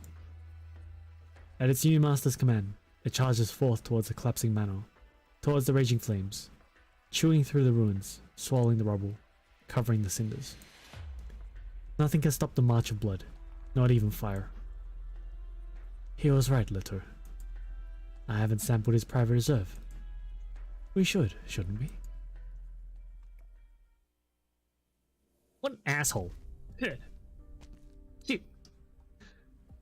This is it. Wait here. Lund, Charlie. This is where you kill us. How do you know? Simple. You never told the workers what you were building for the past 2 years. But a factory boss gets a few clues. I guess you were close to the final stages, the way you people have been pressing us lately. That means it's time for those who know too much to die. You lied to me. Just getting my affairs in order. What could lowly workers like us do after groveling for the past 3 years? Don't you dare try anything. You and you. Come with me. We'll take a look around. Keep a close eye on her, Paprika. Alright. Can I have a smoke? Okay. Thanks. You ever consider running? Where? Anyway, it'll only make trouble for the workers left behind. I've been thinking about what you'd do to us. Looks like whoever's giving the orders still has something of a heart. But, what do you mean? They said to get rid of us quietly so the workers don't panic, didn't they? If my life buys a chance for the others to live, then so be it. Do you think the rest of the old timers who brought here don't get that? I don't get it. How old are you, girl?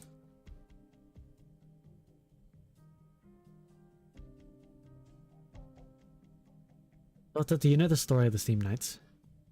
I've heard of them. Granny used to build them. It was a point of pride for us. With our own hands, we built the armor worn by the defenders on Londinium, The ones who defended our home. I wanted to see the birth of these great things, just like Granny, to take part in it. Granny's been through a lot. She saw how Londinium became what it is today. And I can see how disappointed she is. But I don't want to give up so soon. Must be this drawer. In compartment. Ah, here it is. Granny's incredible. I'd never know this desk had been altered if she hadn't told me. This is my badge. And a notebook. I don't know who I'm writing this for. What I'm writing this for. Harvey died before Feist was born. Lindy tried to understand, but her sorrow turned into anger towards me. She blamed me for not stopping Harvey that day. I couldn't argue with her. I couldn't blame her for leaving Feist behind. I heard she remarried someone decent. Good for her. I never told Feist. I didn't want him to know that his father died for nothing, and that his mother left with hate in her heart.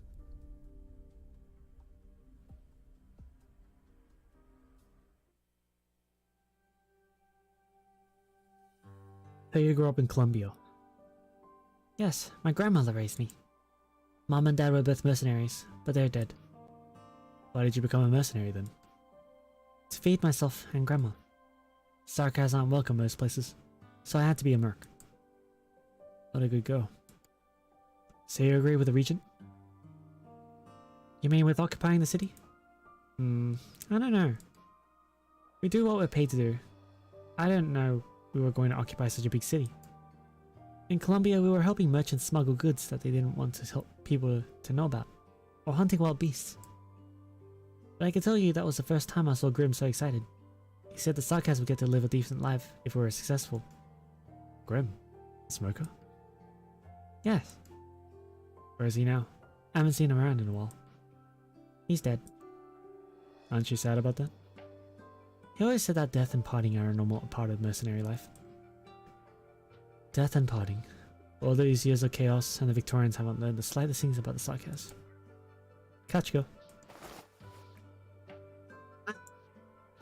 Catherine takes a little thing from her cigarette box and tosses it at Paprika. It's a small, soft, made of wool, and bright in colour. This is a finger sleeve. Grim. You made it for the old merc, didn't you? His finger hurt because of an old wound, but he couldn't cut the smoking habit. I saw him hide it in his cigarette box. Guess he didn't want to get it dirty, even though you made it for him to use. He gave me the box when he left. Payment for smokes, those few months. He never talked about you, but the moment I saw you, I knew you were the girl he was always thinking about. I don't know what he thought about the war, but I know without hearing it from him, you don't know what war is.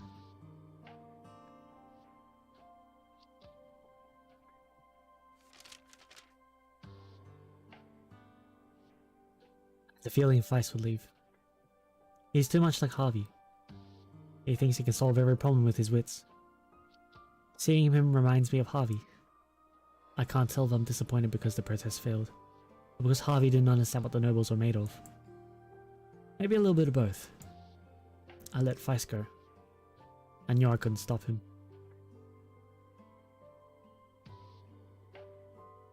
Doctor, I thought about what I was going to say to Granny before I brought you back.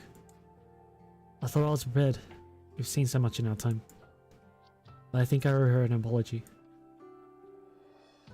Your family. Rathdorn always looks strict and solemn. People forget that she's an ordinary woman who lost her livelihood.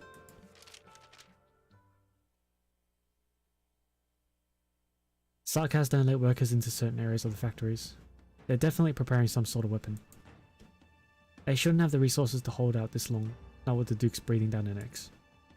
But from the material being sent to the factories, with what I know of their situation, all the signs point to them having their own supply line. None of this was supposed to concern me. All I can do is protect the workers. But I know the things I shouldn't have. Maybe deep down, I thought I could do more than I did when I watched Harvey go down the streets. If Feist came back to me for help someday. Workers aren't allowed near it, but I know the place too well. There are only a few places suitable for a supply depot. Here, Doctor. Granny circled some places on the map. They'll be heavily guarded. Yes, it'll be hard to get too close to the depot. I wish I could say goodbye to Granny. Guess I'll have to wait until next time. Let's go, Doctor.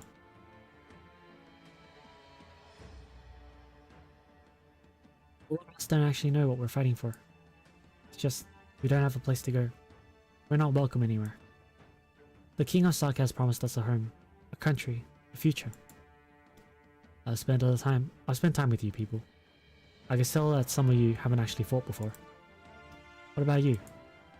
I can fight. Have you killed anyone, girl? I'm not asking about a villain you can kill without remorse. I mean real people. You're just a worker. You haven't killed anyone. Don't talk to me like you know what it means. You've been in Londinium for a while. You've heard of steam armor, haven't you? I heard it's a powerful weapon that hasn't been seen for a long time. Yes, it's a killing machine. I built killing machine after killing machine with these hands right here. I don't feel ashamed because those machines were used to defend the land I lived on. What about you, Go? Do you know what your weapon is for?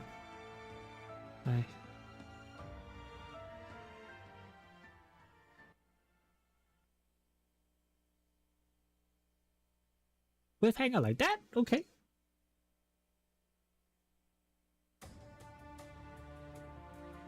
血で血を洗う争いに計りごと。古来より変わらないね。わあ、みんなこっち来て。みんな安心して戦って。私がついてるから。意志を堅固にするは規律。ここに立つ私の使命。準備完了。想像したことある。友も故郷も二度と戻らなくなることを。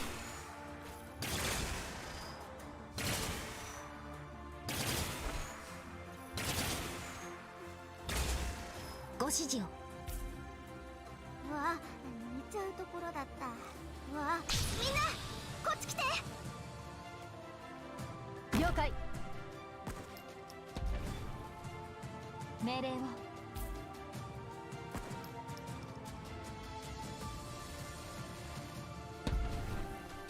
全員の行動力を奪う。どの戦いも楽しむべきよ。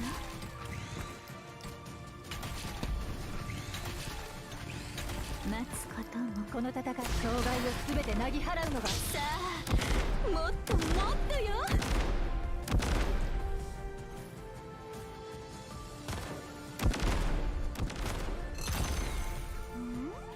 本気で行くよ。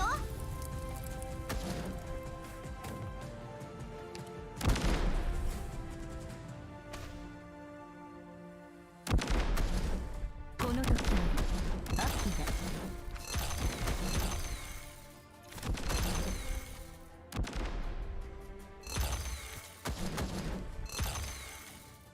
Alright.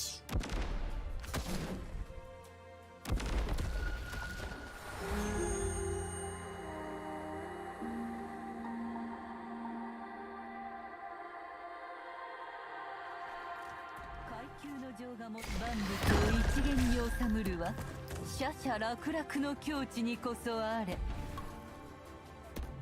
キラリーと治療モード適用します。本気で行くよ。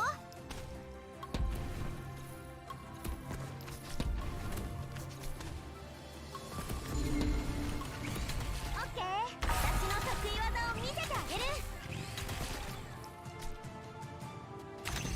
私に巡って強国を削除すれば官庁倫理たり。私に巡って万物を一元に収むるは奢々楽々の無駄だ。いつでも戦線に投入してください。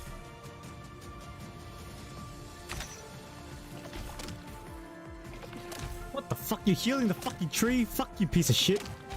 Oh, you healed the tree? こっち来て。戦場に積もる恨みはいつか散らん。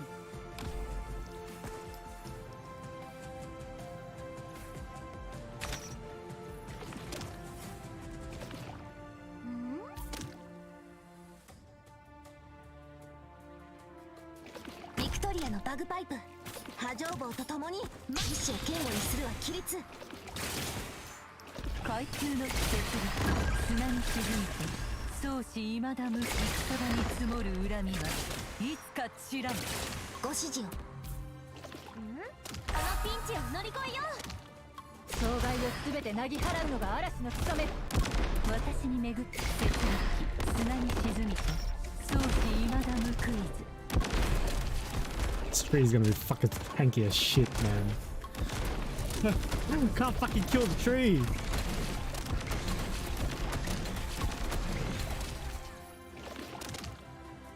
階級の戦場に積もる恨みはいつか散らぬ。階級の強国を削除すれば官庁倫理たり。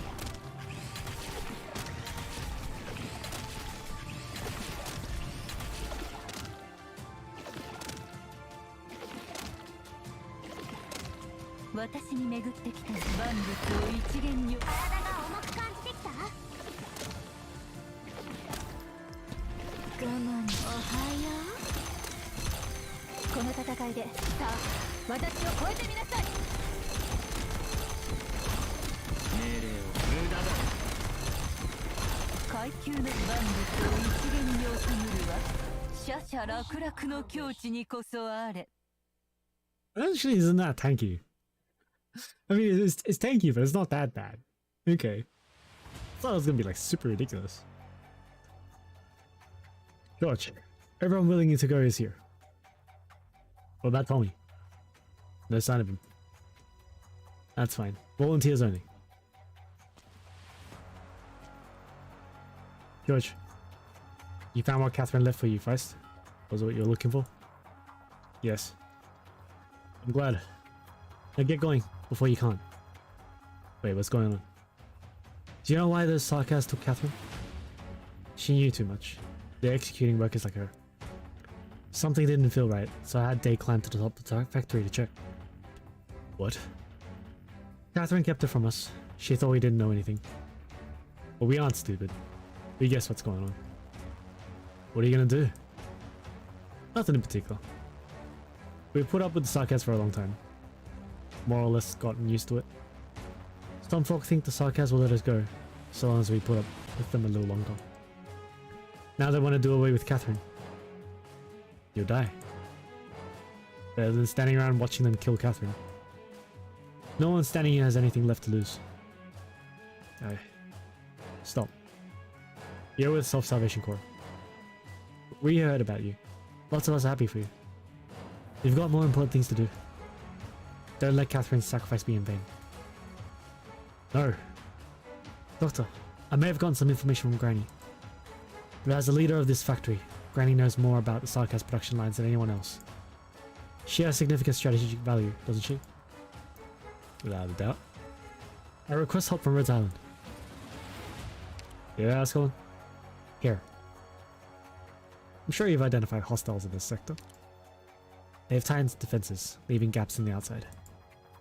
It's mostly loosely organized mercenary bands guarding the outer area. We need time. On it. Thank you, Doctor. Ascalon. Vice takes a deep breath.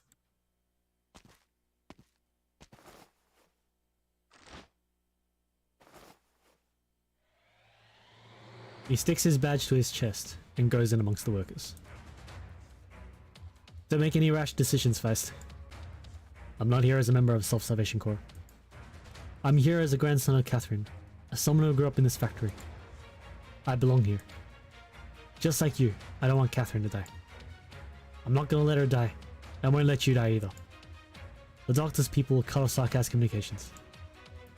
Once we rescue Granny and the other factory bosses, we'll have plenty of time to get out of the hybrid. I'll lead you to the core. Everyone will be safe. Everyone should be safe. Workers exchange stunned looks. But they see the fire of hope beginning to burn in each other's eyes. One by one, they get behind Feist. They have decided to trust Feist. Feist! I'm going too! Tommy, thanks. But don't. Why?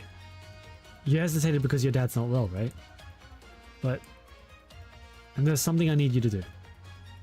No matter the outcome, you'll report to the Sarkaz that we staged a riot. But... It's important. I have to keep the ones who stay behind safe. Alright. Let's go then. We'll get the old hands back.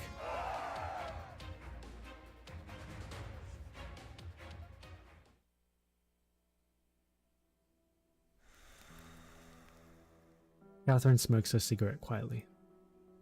She watches as the Sarkaz drag one familiar face after another to the makeshift firing range.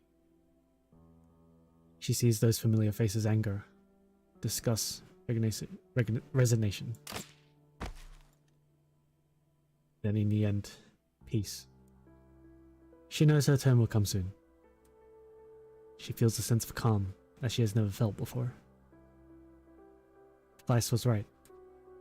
Compromise and subservience will solve no problems. She must pay for her choices.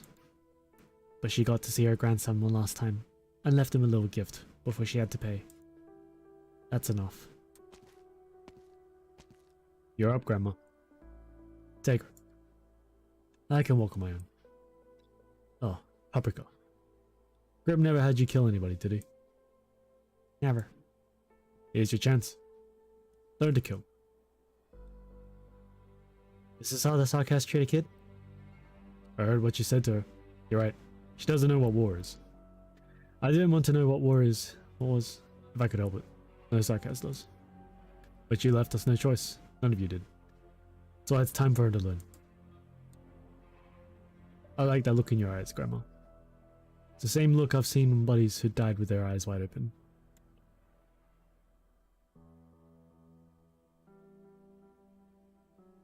I've killed a lot. But it doesn't sit right with me, killing someone who can't fight back. You can go back where you came from, if you don't have the stomach for it. How do you know these workers didn't build the weapons that were used to kill your own people? Morals are for peacetime. This is war. It's an argument we never got to have it on fair, equal ground. I don't need you to tell me that. I just... Adjourn. Now!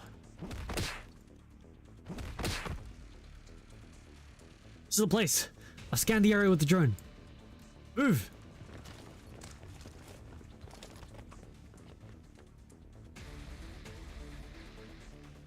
Can I let someone else do it? No. I'm sure Grim taught you not to question your captain's orders. Either you kill her or drop your weapon and I kill you. Do it. But Do it! I can't. I always said Grim was too soft on you. We're not here to convince the Victorians to give our homeland back. You can't do it, you're going to get it. Adjourn! Captain! The workers are revolting! What? Price, we've got the doctor giving orders here. We'll keep the mercenaries pinned down. Go and get Catherine. Alright. You out of your minds?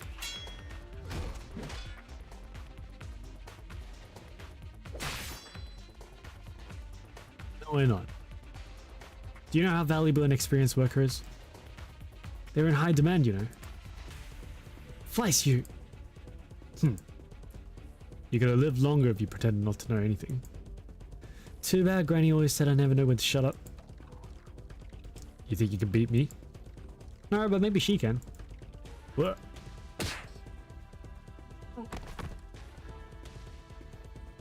That thing was heavy. Thanks, George. That felt good. Thank Feist. What about you, Sarkaz? I'll go fight. Girl, your captain was right. This isn't the time to talk about right or wrong. We can't. But if you don't know what you're fighting for... No. You can't go. Guess I've got no choice then. Charge!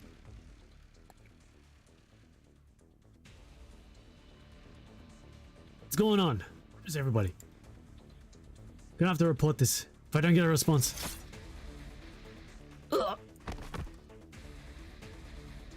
Starcast warrior feels weightless. In his blurring vision, he sees a black figure just before he collapses.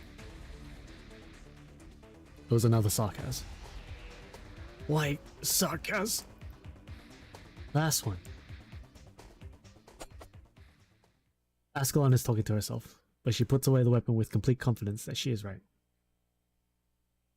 She can clearly see the angry workers routing the sarcasm mercenaries from her position. Violence without strength of numbers was easily broken before years of pent-up anger. The balance of power is reversed. Memories float to the surface. She casts her gaze in another direction. The center of Londinium.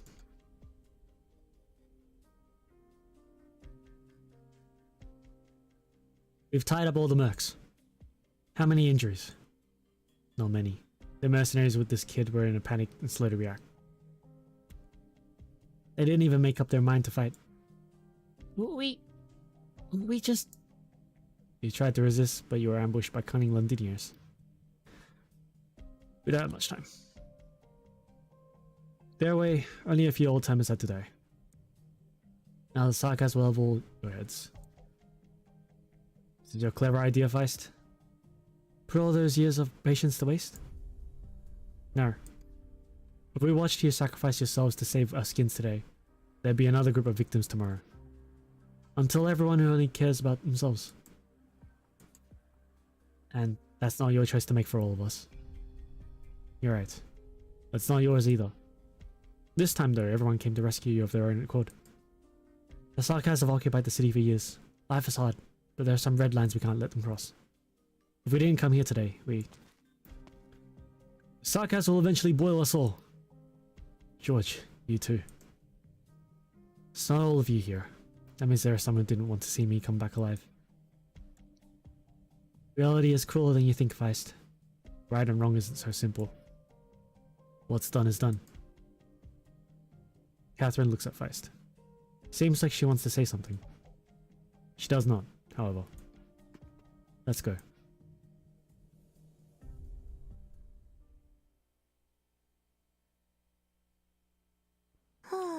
That's a chapter. Oh man, alright. It's probably a good time to leave it here. Oh, there's plenty more story to go. And literally just before you stopped, Ipad. So I'll stop here. I'll get back to this. What? Maybe on Tuesday? Maybe on Thursday. I'm not too sure. I'm not too sure if I'm gonna play FG on Tuesday, to be honest. But yeah, we'll get back to this next week. I'm gonna take a bit of a break now, and then we'll get back in about half an hour for some Lost Judgment. If you want to hang around for that, feel free to. Otherwise, I'll see you guys later. Thanks guys for watching. Thanks anyone else to be watching this. We'll see you guys later.